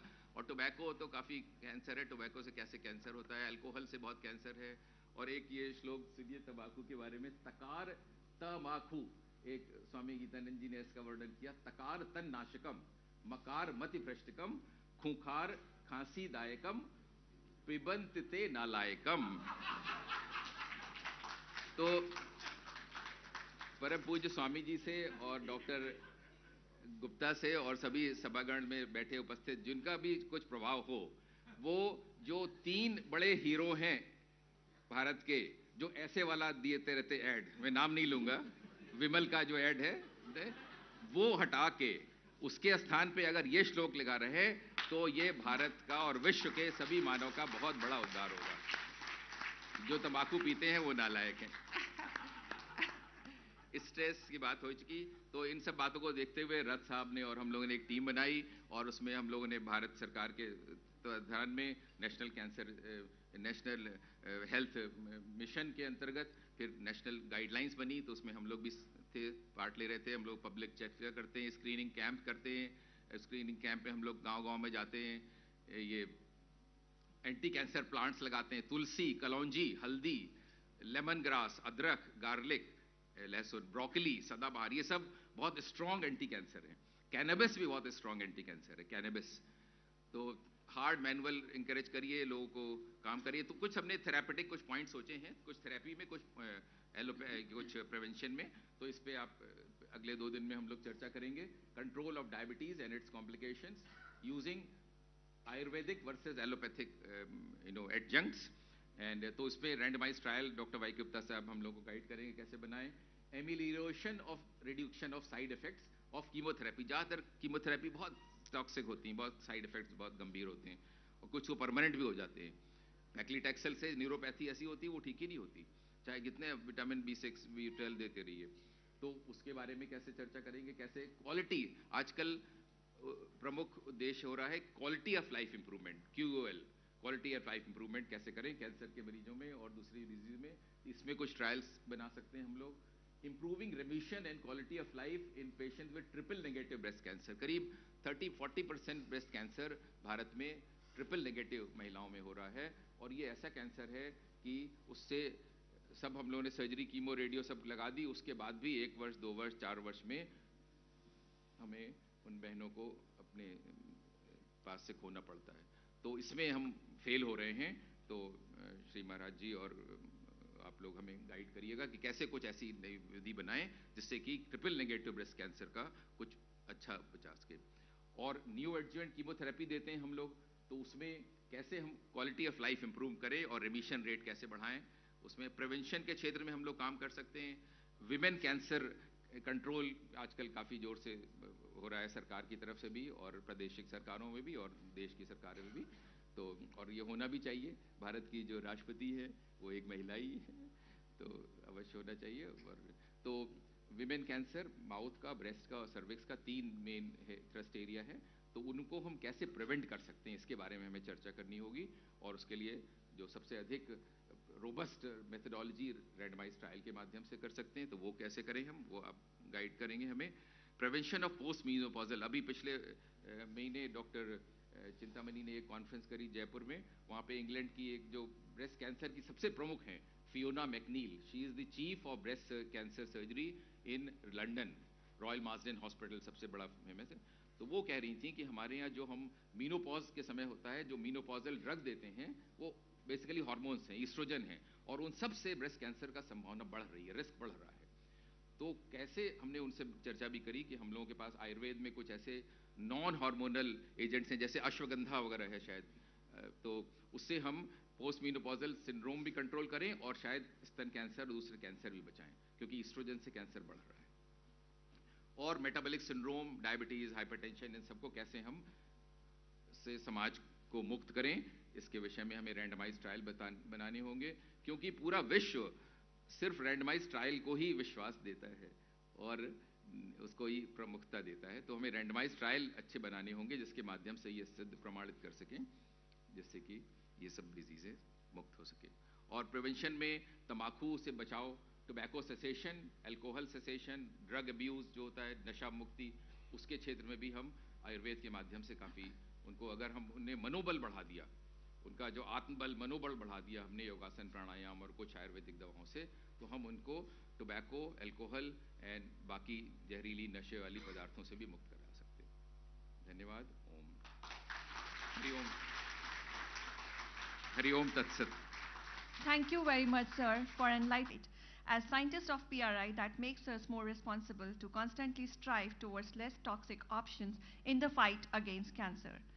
Since we are already in session 1 of this conference, with due respect, I want to inform that in the interest of keeping a track of time, we have.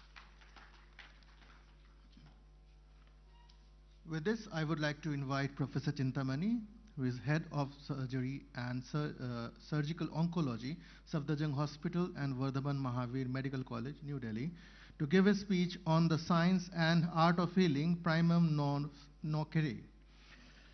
Professor Chintamani is the former head and consultant of the Department of Surgery, Vardhaman Mahavir Hospital, Medical College in New Delhi, and he is currently International Surgical Advisor at the Royal College of Surgeons of Edinburgh, UK. He is also President and Governor of the American College of Surgeons, India chapter, and the founding chair of Breast Global, a non-profitable initiative.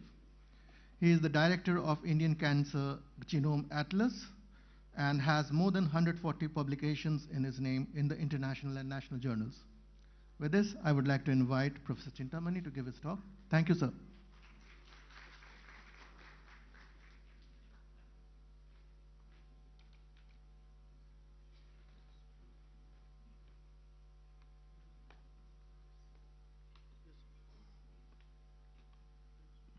Thank you.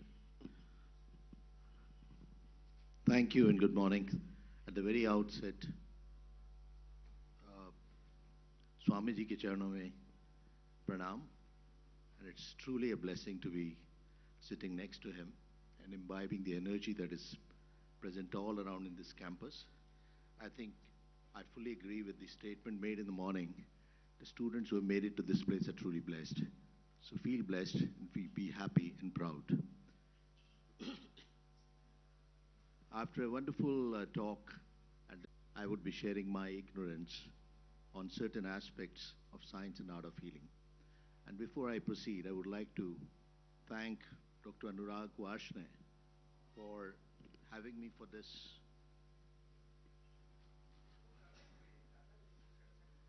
So he was very keen that I speak on healing because the talks are all focused on something relating to Ayurveda. And as beautifully said by Swamiji in the morning, I think that is one statement which will stick in my head forever. It is all the same actually. So we're interpreting it differently, but are we talking anything different? It cannot be different science from Ayurveda to allopathy or to whatever pathy you attach. We are all talking about the same thing, and that's the concept of healing. So primum non nocere means above all, do no harm. If you're not going to make any good, don't hurt. And I think it's very applicable to especially the Indian concept of medicine. And of course, Ayurveda itself indicates that you heal the whole world. It's not just about an individual, it's more than an individual. And as Charaka said, it's not about the body now and the soul now, it's about the life after, which is very, very fascinating. So I'll try and make some effort to bridge the two together, which will be a little bit of a confusion, make it simple. Hopefully in the process, as I'm thinking and thinking loud, you'll be able to share what I'm thinking. How do you define health? आप health को define कैसे करेंगे? How do you say somebody is healthy? There's nobody healthy here. You cannot say I've got completely healthy body. It is impossible. The reason being, anytime you get rid of one disease, you get the other. During the treatment or as a fallout of the disease. ये हो ही नहीं सकता कि कोई पूरी तरह से स्वस्थ हो, अगर ये शब्द ठीक है तो. Cure never, comfort sometimes, and console always. This is what Hippocrates said.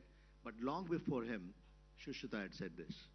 Don't think of curing anybody, because you cannot. But don't make the treatment worse than the disease. उसका इलाज उसकी बीमारी से ज़्यादा खराब ना हो. तो अगर आप उसकी मदद नहीं कर सकते हैं तो उसको don't disturb his state of health. There was a famous conference that happened at Alma-Ata way back when we were students. So all students read it even today in the book of community medicine. Health for all by 2000 AD. वो 2000 तो निकल गया. Health for all was not possible because they were actually dreaming and daydreaming because it's not possible to achieve it that way. And they gave the definition of positive health as complete physical, mental, social, and later on they added spiritual well-being of an individual is positive health. And our aim should be to achieve it all the time. It's a very, very flexible and dynamic equation. This is how William Osler defined it. What I'm trying to do is make it relevant to, hopefully, to everyone sitting here. And in the process, if there is something that's not clear, I'll be very happy to answer at the end. Can you read this, Upholding the Art of Healing? It's a twisting of the language, isn't it? And you would agree that language was designed to hide the feelings. You don't teach a language to a deer. Don't get close to the tiger. The deer knows by its energy vibes. So जो vibrations हैं वही language होती है actually. To cover it up we use words. And that's what the definition is indicating. It's probably saying the same thing. Everyone is saying more or less the same thing. Since morning, most of us have been saying the same thing with a different flavor to it. Now, we keep talking about evidence and statistics, and very rightly Professor Anurag Srivastava just now mentioned, the present day level 1 evidence is the robust randomized control trial, right? Randomized control trial means one arm you give, both arms get everything similar except one thing which is different. That's it. It is very simple. But let me tell you, most Nobel awards have gone to not randomized control trials. It's gone to people who stumbled upon a discovery, but they were primed minds. If your mind is primed into thinking about it, you will get the answer. Whether you get it here or you get it somewhere else, the answer is for the good of the patient. If the patient is in the center of your treatment, the answer is simple. If you keep yourself in the center of the treatment, there is confusion. Fortunately, Ayurveda, even if you talk about the various modalities available, Ayurveda keeps patient in the center. So you should be proud of it. In fact, we should glorify what is very clearly known. The whole world is glorifying. Most of our scriptures were translated by Germans. Max Muller did it. Others read it and they followed it. The Unani medicine followed the Ayurvedic medicine. I'll give you a little history of that. I had a fortune of delivering an Orishita used for his surgery. I went to Kashi to see the place where he used to wash his instruments in the Mother Ganga and put it up in the morning for the ultraviolet light for sterilization. And you'll have to bathe before you go in for surgery. And you wear minimum clothes. So you see his pictures. There are hardly any clothes on you, so you won't carry any infection. Present day antisepsis. No rocket science. It's something that you already knew. Beautiful statement by Dr. Asit Ray. I liked it, so I'm quoting it. Science of yoga and Ayurveda is subtler than the science of medicine because the science of medicine is often victim of statistical manipulations. You know, there's a beautiful quote by Mark Twain. There are 4 lies. White lies, black lies, bloody lies, and statistics. You give me the whole data, I have a decision in mind, I can twist it to suit my result. And having been editor-in-chief of 2 journals for nearly 15 years, I can share with you, I often rejected articles that had too much of statistics in it because I very clearly knew he's trying to hide something. The truth can be spoken in a single word. If you're taking a long time to say it, then you've got a design and you're possibly telling a lie.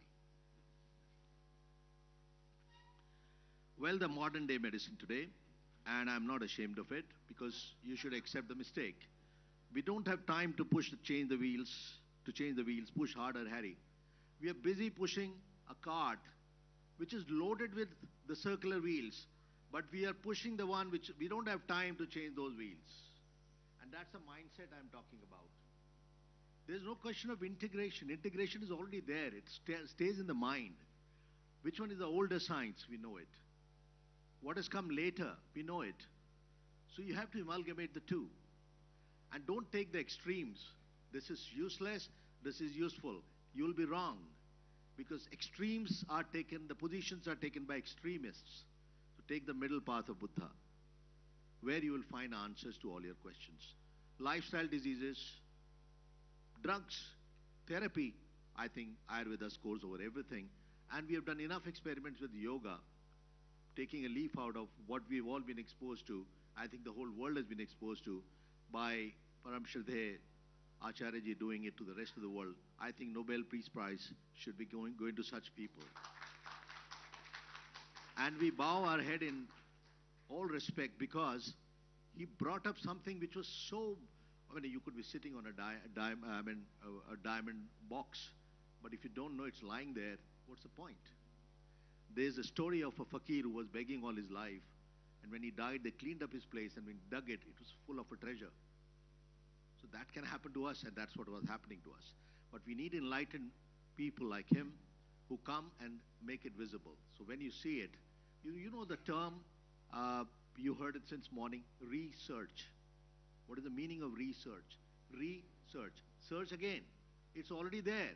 There's nothing you will create. It was always there. You just found it. So don't try to say, I found it, so I did it. And like they said, if you remove I, the problem is over. Remove I from illness, make it we, it becomes wellness.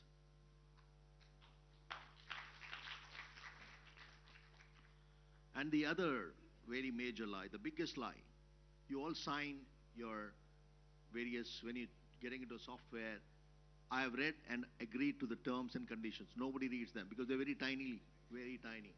So are the side effects of drugs. They don't mention clearly, and it's a lie, let me tell you. Almost every allopathic drug has toxicity. When it cures one problem, I won't say cure, when it treats one problem, it brings another, which you don't, I mean, I was very grateful to Anurag for sending those research articles that you've been working on, preventing the nephrotoxic effects during chemotherapy using renegade and other drugs.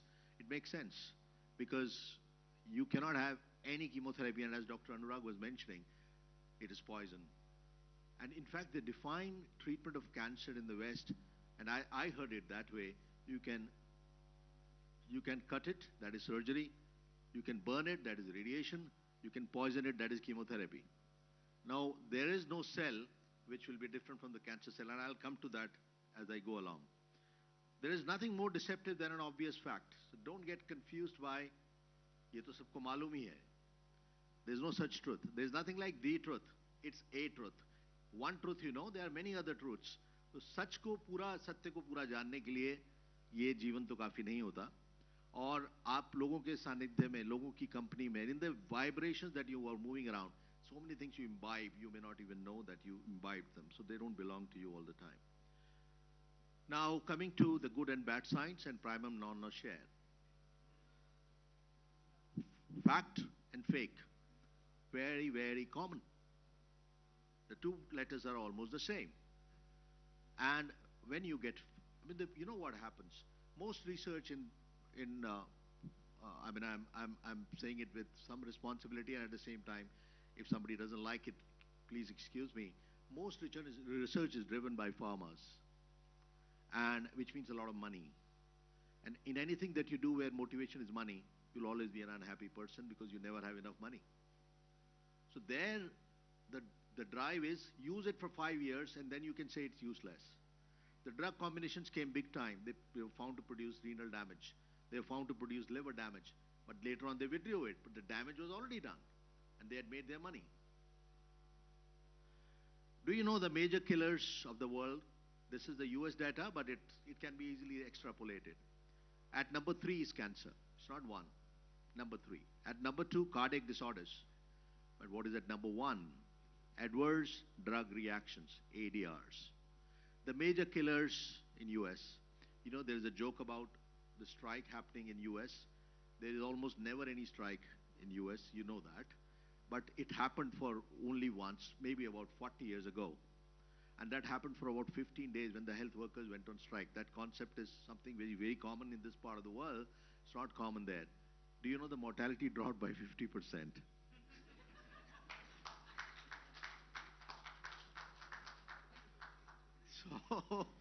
So there you are. Some things are true whether you believe in them or not. कुछ चीजें सत्य होती हैं चाहे आप उनमें विश्वास करें या ना करें.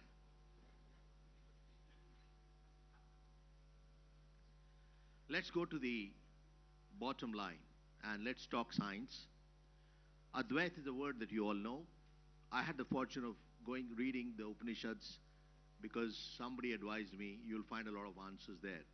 And let me tell you, they're more than the answers you find. We are actually very, very blessed. Treating the whole rather than the hole in the body. That's a concept. Sampoorn, pura, complete. And for this you must go back to the history of modern science so that you understand your science better. Democritus and Socrates, these were two Greek philosophers, scientists, mathematicians, whatever you call them at that time. Democritus, we know, described atom, which means cannot be cut. Atom. Tomy is cutting, laparotomy, craniotomy, etc. And he believed that there is nothing else but matter, and he believed that it's machine that you're treating. So human body is a machine. What do you have in your car? Carburetor is bad, change the carburetor. Your clutch is bad, change the clutch. Socrates believed it is dualistic. It's not matter alone. There is invisible energy which actually influences the matter or gets influenced. We know that story is different today. And therefore the physics and the science followed the Newtonian ways. Newton, we all know, as one of the leading scientists of, well, we all read about it, so I won't waste your time on it. Newton believed that his entire universe is actually a machine. And this machine has various parts. And the same happens to your body. It has various parts. Your eye is gone, replace the eye. Your kidney is gone, replace the kidney. Your liver is gone, replace the liver. And as Swamiji was saying in the morning, targeted therapy. You're targeting one organ, while the others are very important because it has got affected through various things. So that was understanding the whole, rather than just that little hole.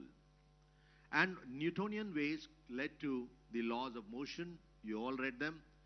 The laws of conservation of energy and etc. followed later on as he got wiser.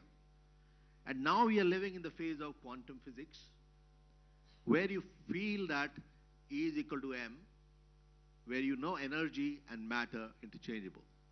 Earlier it was felt matter to energy, now we know energy can create matter. And I'll discuss that importantly, and that will explain healing in its own subtle way. And what did the Upanishads say? And what do they say?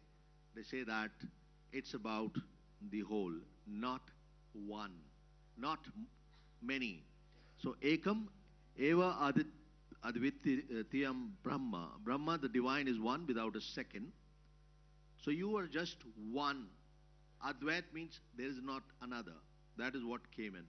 And why am I bringing it in? Because it makes sense to understand the concept then was half-hearted, and it was not exactly the treatment that was probably going to work out for the mankind.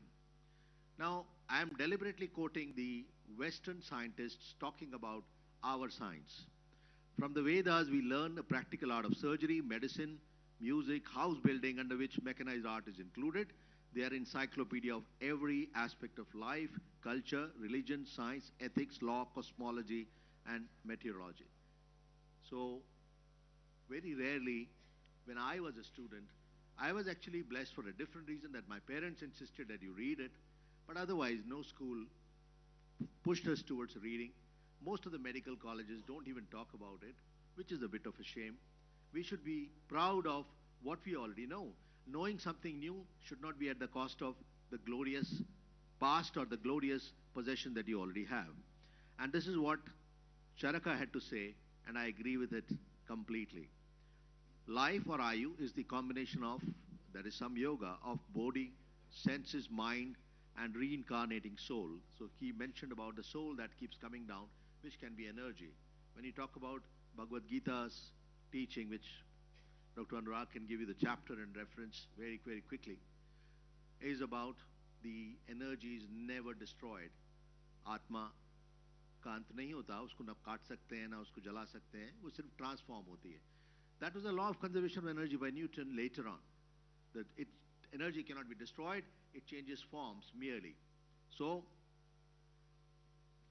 why am I especially mentioning about the father of surgery, that is Shushruta, as described by Dr. Whipple, whose Whipple's pancreatic duodenectomy surgery is popular world over, we still practice. Shushruta described surgery in a very, very precise way. I was exposed to this book in 2004 when a student was doing PhD under me, and he was a Ayurvedic BAMS student who was doing PhD. So I said, I can't guide you unless I know about it. So he brought me an English translation of Sushruta Samhita. It's a complete book. Fortunately, it doesn't have mention of breast cancer, which clearly means that it didn't happen then, which clearly means that the lifestyle was such that it wasn't common. And let me tell you, when I was an undergraduate student, we would not see breast cancer commonly in India. But when I went to UK, I saw lots and lots of it. And it has got to do with our burger cola culture, as we call it, where we have changed the lifestyle completely. And as Dr. Anurag was bringing out, diet has played a major role besides of those other factors. Some of his plastic surgery procedures, especially rhinoplasty, they still find mention in the modern allopathic plastic surgery books. These are his instruments. As I mentioned, when I was delivering this oration, I collected this list, and it has most of the instruments are identifiable with the present ones, including the chisel, hammer, drill hole, moth, the one which is used for probing, etc. And this is what Sir William Hunter had to say about Hindu medicine. It was independent development, and later on it was adopted by the Europeans, also by Arabs, by their translations. We seem to be forgetting it. We need to revive it, and that's the way forward. Ladies and gentlemen, I had a pleasure of reading two very interesting books, which are by Western scientists. They are cell biologists. One is Bruce Lipton's The Biology of Belief. And this actually opened my eyes to what, there are 108 Upanishads, we know that, and not a lot of them are very thick, so you can all read it. Some of them are just 10 pages also. So you find this mention, and I was very surprised that this is exactly what I had read and I was trying to understand.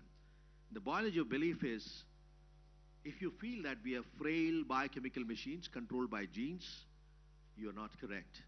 We are powerful creators of our lives and the world in which we live.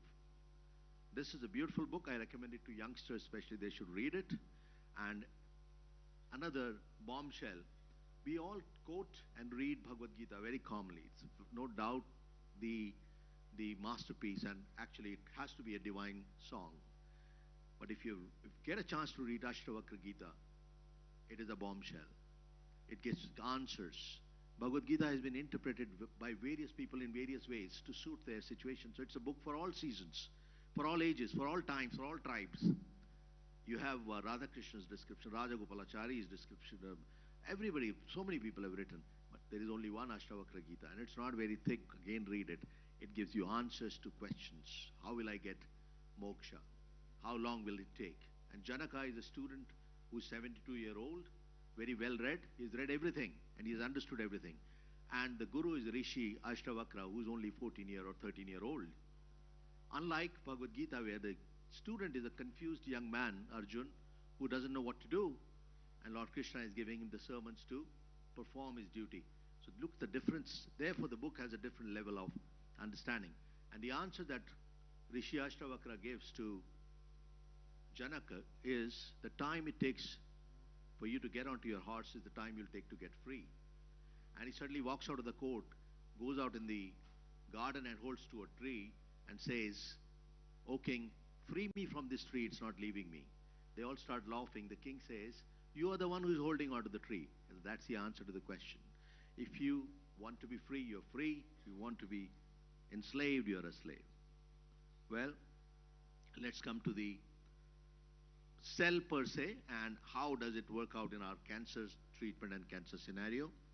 I'll skip this. Cogito ergo sum. I think, therefore I am. That is Rene Descartes.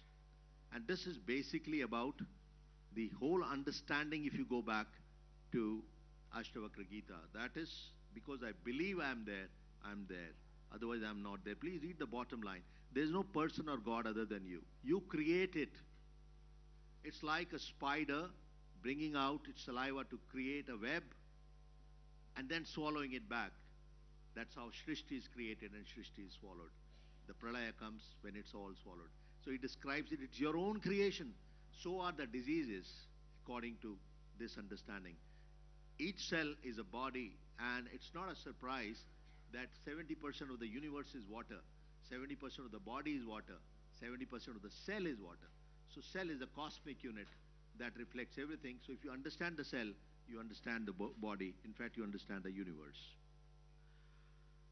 This is another book which will club the two. Candice Part was a neuroscientist. She was a physician like the Bruce Lipton. Both of them were doctors who left 25 years of teaching in a medical school, discovering that they were all teaching wrong things. They learned the wrong things. They wanted to correct their mistakes. And they found that cell has emotion. And every molecule has an emotion. A cell has a brain. And mind is not brain. Please don't get it wrong. It's an interchangeably used term. Mind is not brain. Brain is part of the body. Mind is everywhere in the body. Each cell has a mind. And what did she do? She was looking for, when you do yoga, the joy that comes, the enlightenment that you can watch it when Swamiji is performing, and the way it is happening. It looks like magic unrolled. It's not just about turning your belly around. It's that vibration that is happening. I'm sorry, I was told 45 minutes. If it's okay. Or I'll stop. Yeah. So, we are hardwired to be in bliss. It's normal and it's natural. What does that mean? Now, I was talking about that yogic power, and she was in some research in it, and she found that there is some joy happening following exercise, following service, nursing, following taking care of poor people, or what you call as charity, और जब आप दक्षिणा या दान देते हैं, खुशी जो होती है, या किसी की मदद करके जो होती है, उसमें endorphins are in high level. Endorphins are produced within the body, and she looked for those receptors. That's what her work was. For 15 years she did not find, and the people who were funding her research said, "We can't pay anymore because you're not found it." She said, "I won't charge, but I'm very close to getting it. Don't pay me anything, but allow me the lab." So she continued to work, and she found the receptor not in the brain.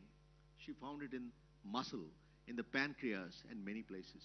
So each cell produces endorphins, which gives you the joy. They are like opium that you have. So they would not require, I'm sitting next to him covered in all my clothes, he has very little on. And it is his own control. He is in complete control of his universe. So that's what the control she was referring to. So they were doing the work on endorphins. And what does she say? What is our natural default? एक हमारी spirit का जो natural, जो हमारी आत्मा का जो natural default है, वो है आनंद. We're looking for joy. Joy is not happiness. Happiness is physical, joy is spiritual. So our default setting is joy or anand. And when you get it in that state of bliss, it is Param Anand. And Paramanand is another name of God. So that's what she was working on. And that's exactly she was saying. We are hardwired to be in bliss. It's normal and it's natural. Be there. This is a complete write-up I've highlighted. Endorphins, it's simple. Even in an amoeba, there is an endorphin. Even a single-celled individual, each creation has endorphins. Can you believe that? It's amazing, isn't it? So each cell is fixing itself already. The cell can do what the body can do. So it's okay to feel good. God is good. Scientists can never ask, why are you good? Why are you happy? And therefore, drugs disturb this balance. When you take an allopathic medicine, it goes into the body. Cell has a memory. Cell says, I don't know this product. Pharmacologists would bear me out. They don't recognize it, so where do they send it? To the factory in the body, where it will get destroyed. That is liver. So liver, it gets completely detoxified. The liver gets rogered in the process. And what you call as, in pharmacology, we have read, all of us have read, first pass effect. First pass effect is the amount that is going to work in the body. So there is no drug which will not have a toxicity or a side effect. So therefore, allopathic drugs is least. When you take a herb, as Swamiji was mentioning and others were mentioning, body says, oh, we know this. Cell says, I know this. My ancestors knew it. And it will be accepted. No going to the liver. So the most important cause of hepatotoxicity and liver damage, the single most important cause of liver and kidney transplant was related to drug intake. Because this is where they will get clogged and they'll get blocked and damaged. I'll skip this. Now, coming to the hard science that we work on, the story of a cell, apoptosis. Apoptosis, students, would mean programmed cell death. जैसे हमारी शरीर को बनाया गया है maker ने, we are programmed into dying on a particular day. Hamari death is planned in a way. So similarly, a cell is programmed into dying. RBCs die in 120 days. They die. But before they die, they undergo a process called apoptosis, which means gradually the cell starts shrinking, the chromatin start getting destroyed, and then it becomes an innocuous material, phagocytes eat it, and everything is fine. But if you destroy a cell, it will have all the toxic components inside which will be liberated in the body. That's where chemotherapy is dangerous. And that's what you should look for, alternatives. Chemotherapy for cancer. Now similarly, cancer. Cancer is where there is no apoptosis, no control. So cells keep on multiplying, they become immortal. So like you gray up, like you become older or senile, the cells also become senile and older. So this article I wrote, basically it was an editorial, tricking a cancer cell into committing suicide. Can you trick a cancer cell into committing suicide? And we found curcumin or haldi, which you use, it can initiate the apoptosis in cancer cells. And there are studies that we have done on pro-apoptotic and anti-apoptotic markers, which actually would initiate apoptosis and others block it. So when the ratio of apoptotic, that is apoptotic index, we found it directly correlating with response to chemotherapy. So at least in the beginning, combining the two would help. Each cell is an individual and we are a colony, not single. Remember, trillions of cells make it. I heard 50. I've read it's about 120 trillion cells in our body. And nearly 9 times the germs around us. So we are not alone. We are not one. We are a community of people. And actually, the mind is the government or the in charge. And as described in Bhagavad Gita, mind is the one which holding it's actually the Sarthi and 5 senses there, and your spirit is sitting at the back, soul that is controlling it. If the soul goes to sleep, it goes away. And we observed this while studying for apoptotic markers, that toxicity was seen more commonly in those that responded well. A classical story of a medical student getting breast cancer. Can you imagine? So young. We put the patient on neoadjuvant chemotherapy, and each time I'll come and console her that don't worry, it will pass off. You will have a little loss of hair, you'll have a little vomitings, you'll have little bone marrow suppression, but it will pass off. She would say, I am getting no toxicity, doctor. I'm fine. But we found that the tumor was also not shrinking. And when it was observed, response and adverse response are linked. So there is no effect without side effects, especially with chemotherapy, something you need to look at. To the extent, before we published it, we looked at the WHO criteria for toxicity, calculated it, and we actually organized the study in such a way we could correlate that toxicity and response could be correlated. So patient who has got worse response to therapy like vomiting, loss of hair, or bone marrow suppression is more likely to do better. Paradoxical.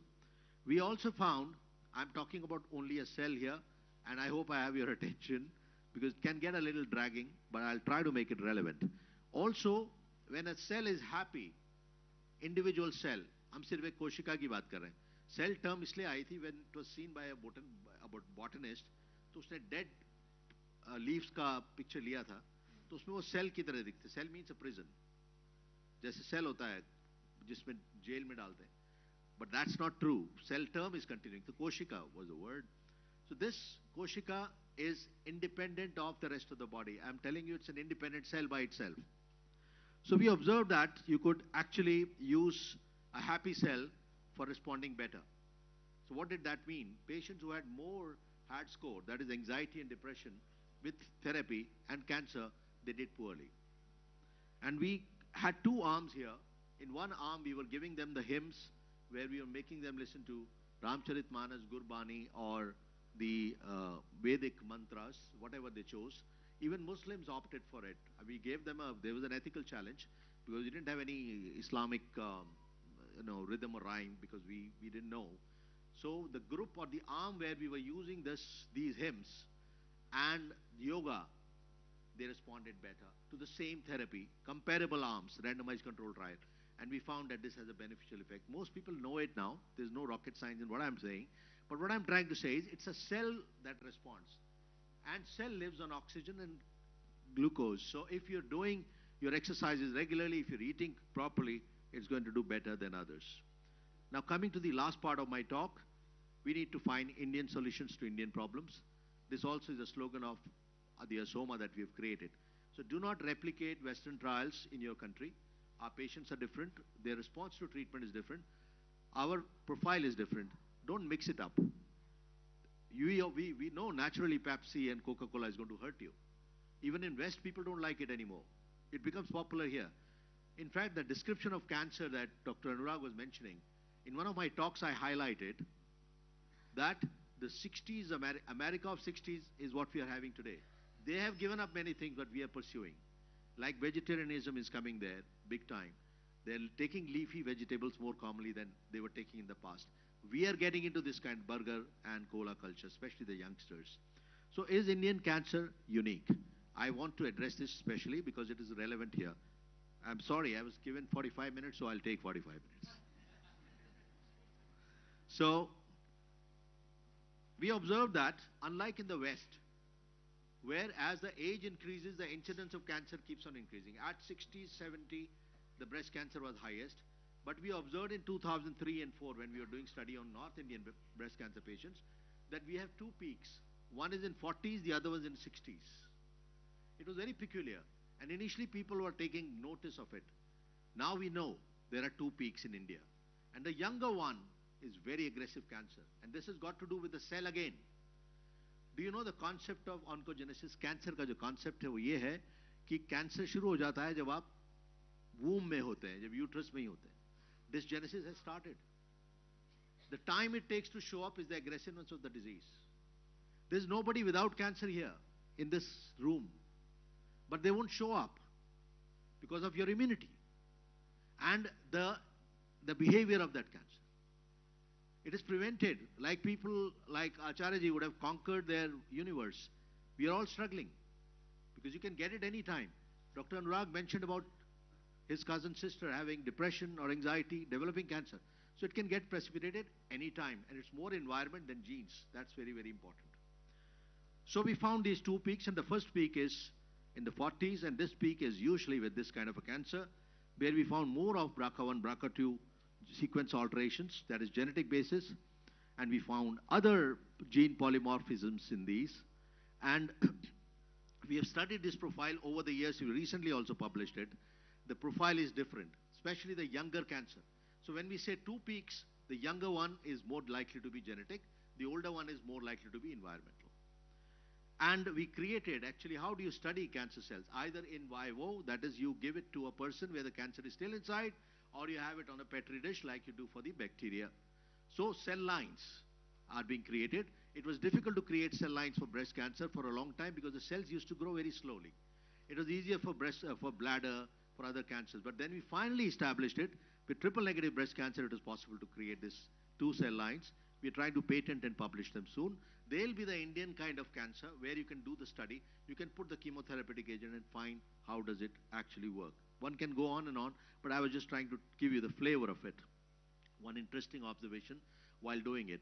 The undergraduate students of my college came up to me and they asked me, we want to work in this Indian cancer scenario as you are doing so much of screening part. We were not sure. There is no screening in India for breast cancer anyway. So this is actually based on an article which I received for reviewing. That was on Down syndrome and the finger patterns. जो आपके palmist बताते हैं या astrologist बताते हैं, वो कुछ finger के prints थे. तो उसमें हमने देखा कि Down syndrome में कुछ एक pattern खास आ रहा है, जिसमें cardiac anomalies आ रही हैं.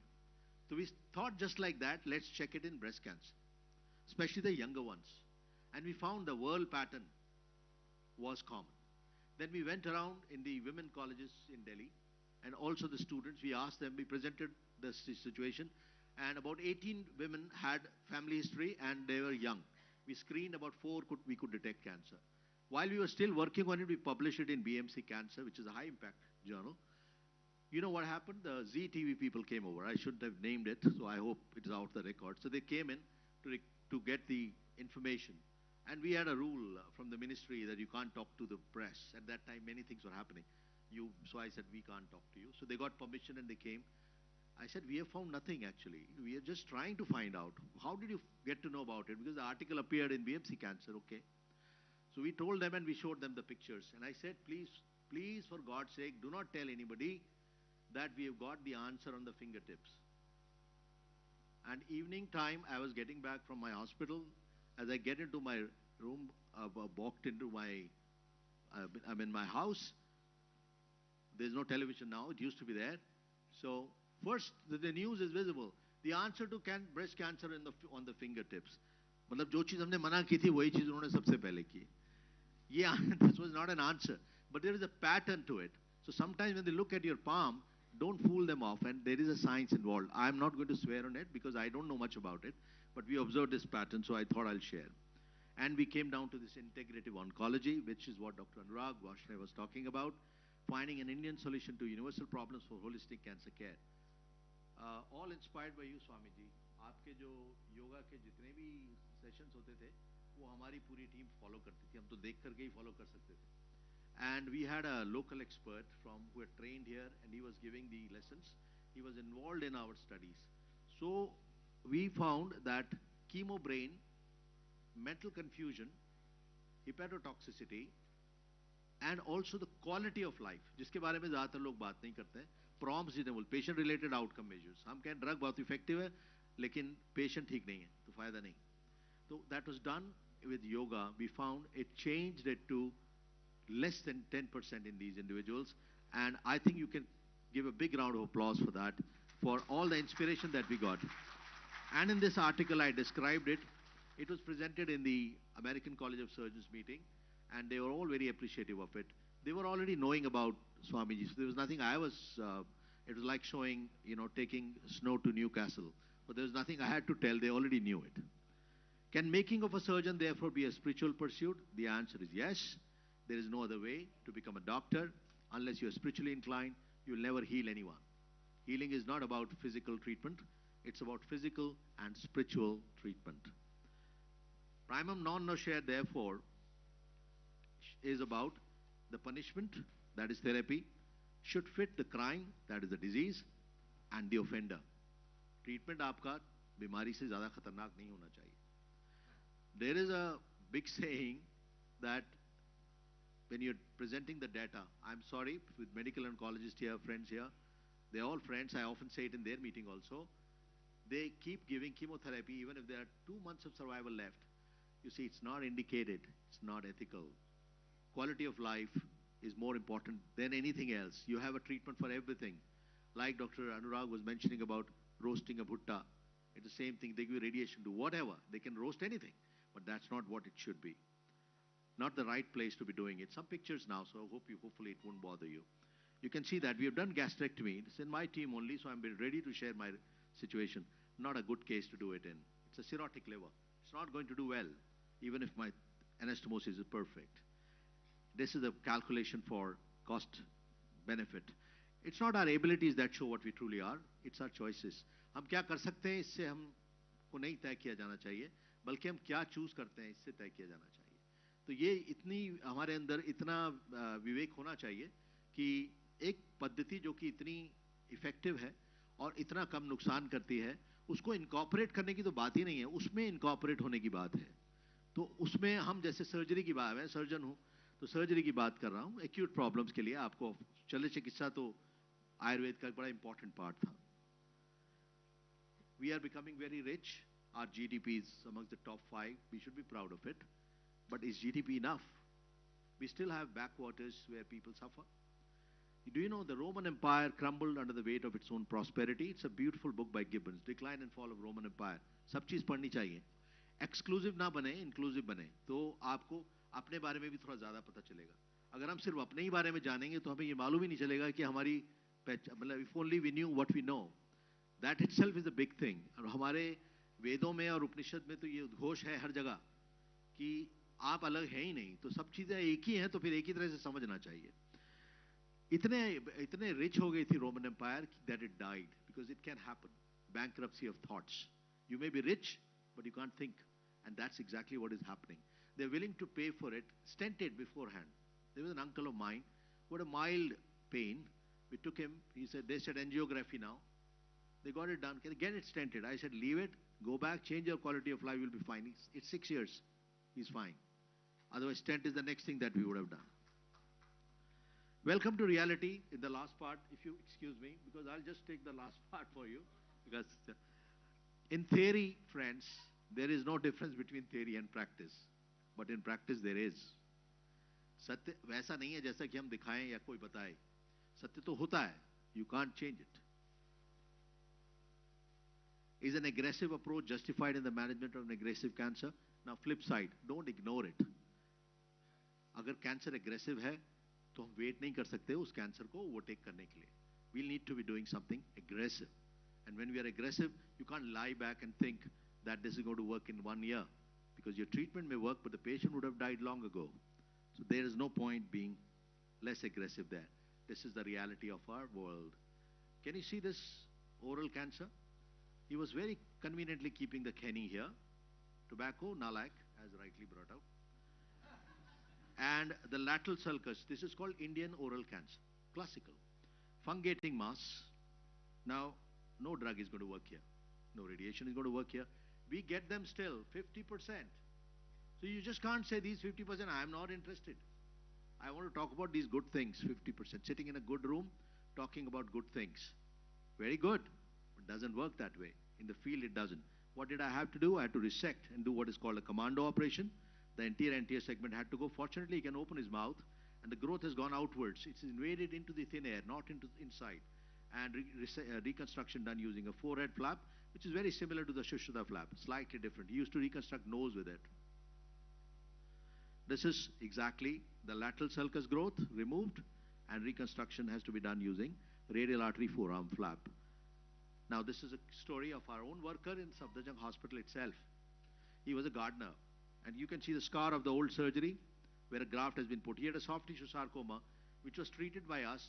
He was advised radiation at that time because there was no other treatment. He refused radiation because he thought, and he was told by his peers who were all in the hospital, all well-read people, that radiation means death. You see, that doesn't mean death. Radiation was given mostly to people who were dying. So they died not because of radiation, they were dying anyway. So he did not take radiation, retired, went home, earned his pension and came back with this kind of a growth. You can see this growth. You can see the maggots here and some of them here scuba diving. You know about the maggot therapy in Ayurveda? But they are trained maggots. They eat away all the slough. And we used it. This is a very effective treatment, and you will generally compare a malignant wound with maggots without it. We see a lot of them, so therefore this is the reality, sir. So let's not talk just about the good things that happen. Let's talk the bad things so that we can fix them. Needed nothing else. There's no drug that's going to work. No dressing is going to work.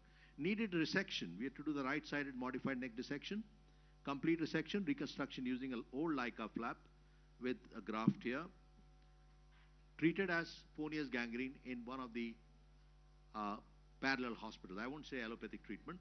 By using LAPE here regularly, this wound was going bigger. The LAPE would be working, but you should know when it is not working. And they didn't realize, and no biopsy was taken. End of the day, when biopsy was taken, it was squamous cell carcinoma developing in Ponius gangrene. We had no choice but to go for surgery. So you should also know your limits. Both sides you need to know. Another interesting case where you can see received treatment by a local quack in the form of some, they call it them Jarrah or Bengali doctor. I don't know why, I mean with due respect to Bengalis, they call them Bengali doctor. So I don't know what does it have to do with Bengal, because Bengal generally produce very wise doctors. Now this was the scar, and he came back with a recurrent dermatofibrous sarcoma. Protuberance, you can just see the eye was, you could see that eye is covered, you can't see. Now when the covering was removed, the eye was visible. We had to reconstruct using the buccal mucosa graft for the covering the sclera and using the radial artery forearm flap again for reconstruction.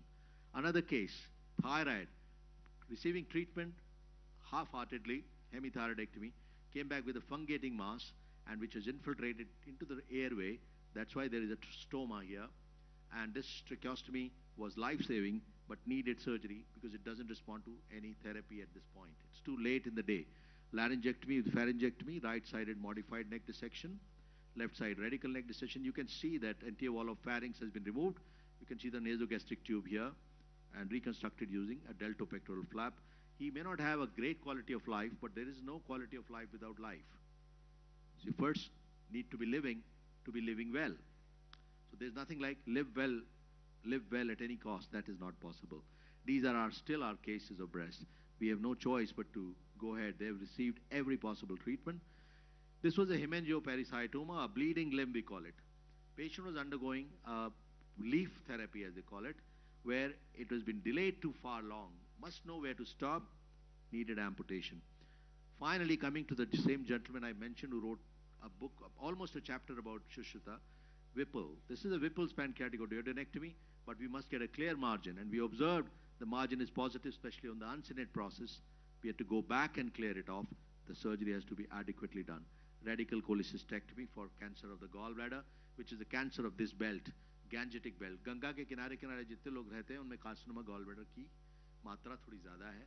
उस पर बहुत सारी research हुई है जिसमें कि कुछ लोगों ने कहा उसके अंदर के केमिकल्स हैं, क्योंकि ये कैंसर गंगोत्री के पास नहीं है, उत्तरकाशी के ऊपर नहीं है, नीचे है, तो ये पॉल्यूटेंट्स जो डलते हैं उसकी वजह से ये है, और उसका ये अभी तक कोई इस्टेब्लिश नहीं कर पाया. So we worked on biomarkers and we also worked on the biofilms around the stones. So gallbladder cancer में 90% patients के gallstones की भी history होती है. So gallstone should therefore be operated. So this is a radical cholecystectomy done for the same purpose. And similarly, many surgeries. I think I'll skip that part. And this is one I would like to mention. This patient traveled to us all the way from Banaras.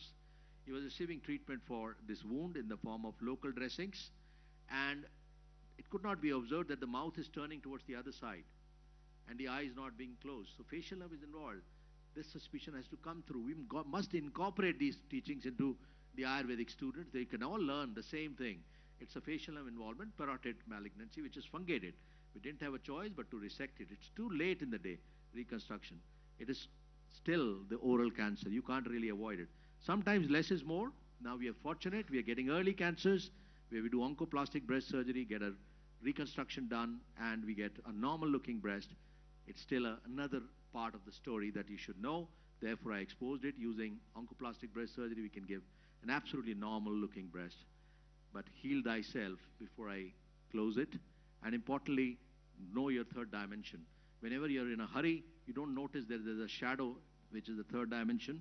And this would be interesting. I'll need the attention of all of you. You're not a drop in the ocean, you're the entire ocean in a drop.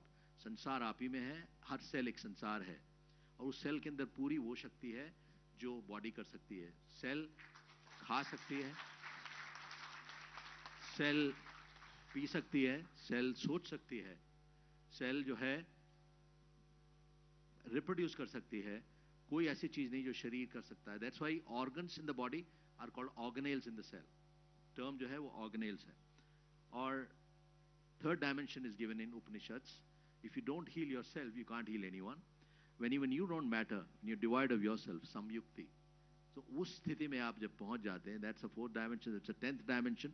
This is the dimension you should be in, thinking about all that is happening, aligning with the space, living in the world, where you are one with the rest of the world. And as you walk through it, remember students, especially students, all are otherwise well-read people, non schola sed vita decimus. It's a Latin word. We do not learn for school but for life. हम class के लिए, इम्तिहान के लिए नहीं पढ़ते हैं, हम जीवन के लिए पढ़ते हैं. हमें जो पढ़े हैं उसका हमें ज्ञान होना चाहिए. आपने वो चीजें, उतनी चीजें पढ़ी नहीं होंगी जितना कि स्वामी जी ऐसे ही बोल देंगे, क्योंकि वो उनके अपने व्यवहार और एक्सपीरियंस का पार्ट है. तो स्कूल के लिए ना पढ़ें. Don't prepare for a NEET or PG entrance, etc. Prepare when I have to deal with a patient of that kind. What am I going to do? And remember, sight is a faculty, but seeing is an art. आंखें तो एक faculty है, लेकिन देखना एक art है. तो आप किस तरह से देख रहे हैं, ये ज्यादा इंपॉर्टेंट है. आंख तो होती है सबके पास. In the end, it's not going to matter how many breaths you took, but how many moments took your breath away. I'll skip these pictures, which are of the wildlife. Be one with them. There are only 4 questions of value in life. Last slide. It's by Don Octavio.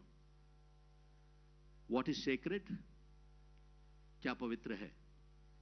Of what is the spirit made of? आत्मा किससे बनती है? What is worth living for? जीने के लिए क्या है which is worth it? What is worth dying for? And the answer to each is the same. Only love. Thank you very much.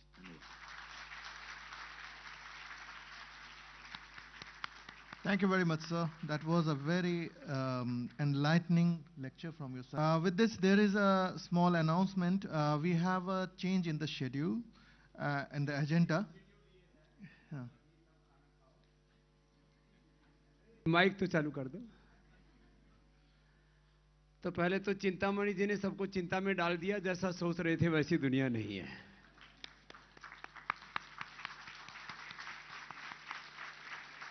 मैं हमेशा बोलता हूं, वैसे अपनी क्लास में रोज कम से कम 10 बार, 1 cell equal to 1 life and 1 body, 1 cell equal to 1 body and 1 body equal to 1 universe.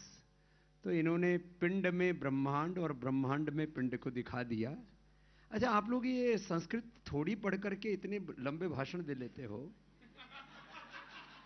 मैं सोच रहा था यदि आप लोग पूरे वेद दर्शन उपनिषद पूरे पढ़ लिए होते तो पूरी मेडिकल साइंस का शीर्षासन करा दिए होते. ये थोड़े थोड़े पढ़े हैं ये लोग. कुछ छोटी छोटी कोटेशंस पढ़े हैं, चरक की, सुश्रुत की, भगवद गीता की, अष्टावक्र की. और ये अनुराग कहां से पढ़ के आया भाई? ये छोटे छोटे कोटेशंस पढ़ के ये लोग पूरे वैदिक साइंसेस का सार हमें दे रहे हैं. और मतलब अभी तो डॉक्टर गुप्ता जी इधर आओ. इनको मुझे 125 साल जिंदा रखना है. हर बार आएंगे तो मैं 5-10 साल की उम्र बढ़ा दूंगा इनके.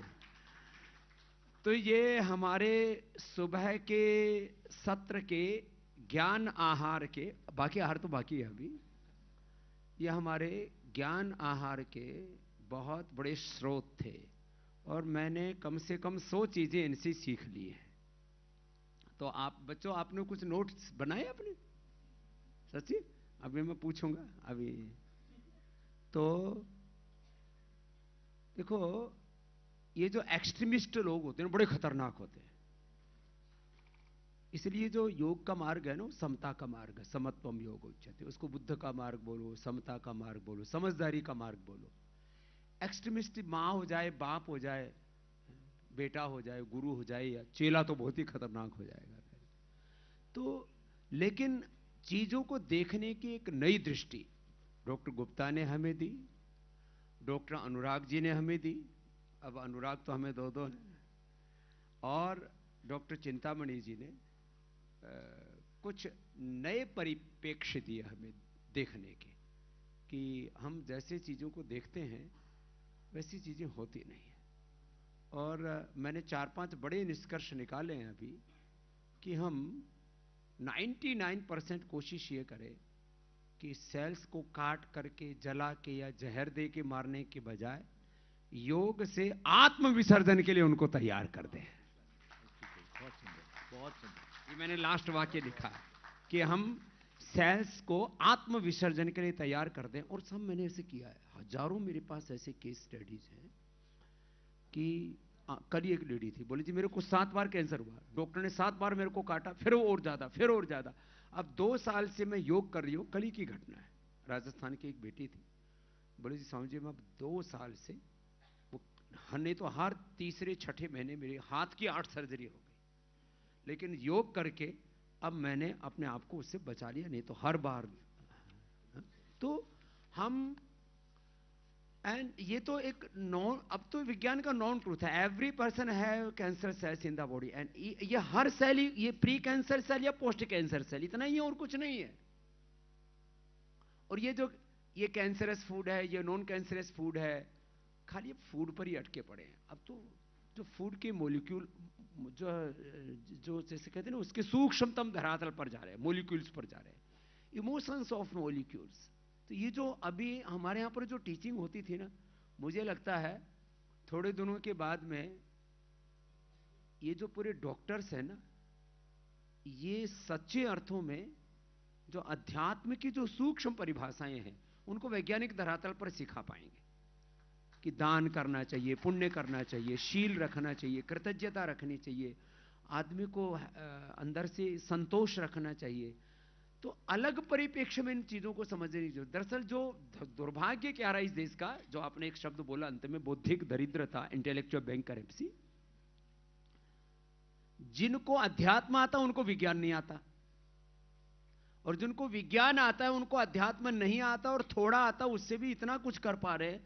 अब मेरा यही संकल्प है कि एक तरफ वेद भी पढ़ें और दूसरी तरफ विज्ञान भी पढ़ें। तो दोनों को यदि साथ साथ पढ़ेंगे तो हमारे जीवन में कुछ नए रास्ते निकलेंगे। तो आप लोगों ने हमारा बहुत ज्ञान वर्धन कराया, और इसलिए मैंने कहा मैंने पूरे 2 दिन आप लोगों के लिए मैंने दान दे रखे कि आप लोगों से भी हम कुछ जो है ग्रहण कर सकें। और ये जो हमारे स्टूडेंट्स हैं, कुछ रिसर्चर्स हैं, लेकिन पूरे आए ही नहीं, मुझे लगता है कि कोई अभी पूरे और आएंगे तो और सीखेंगे।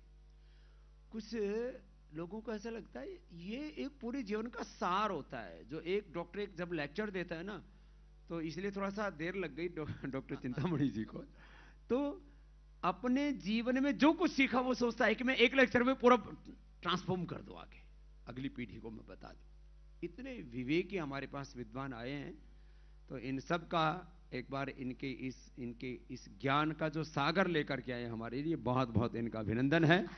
अभी आज का सत्र भोर का यहीं पर ये प्रहर की परिभाषा बता रहे थे।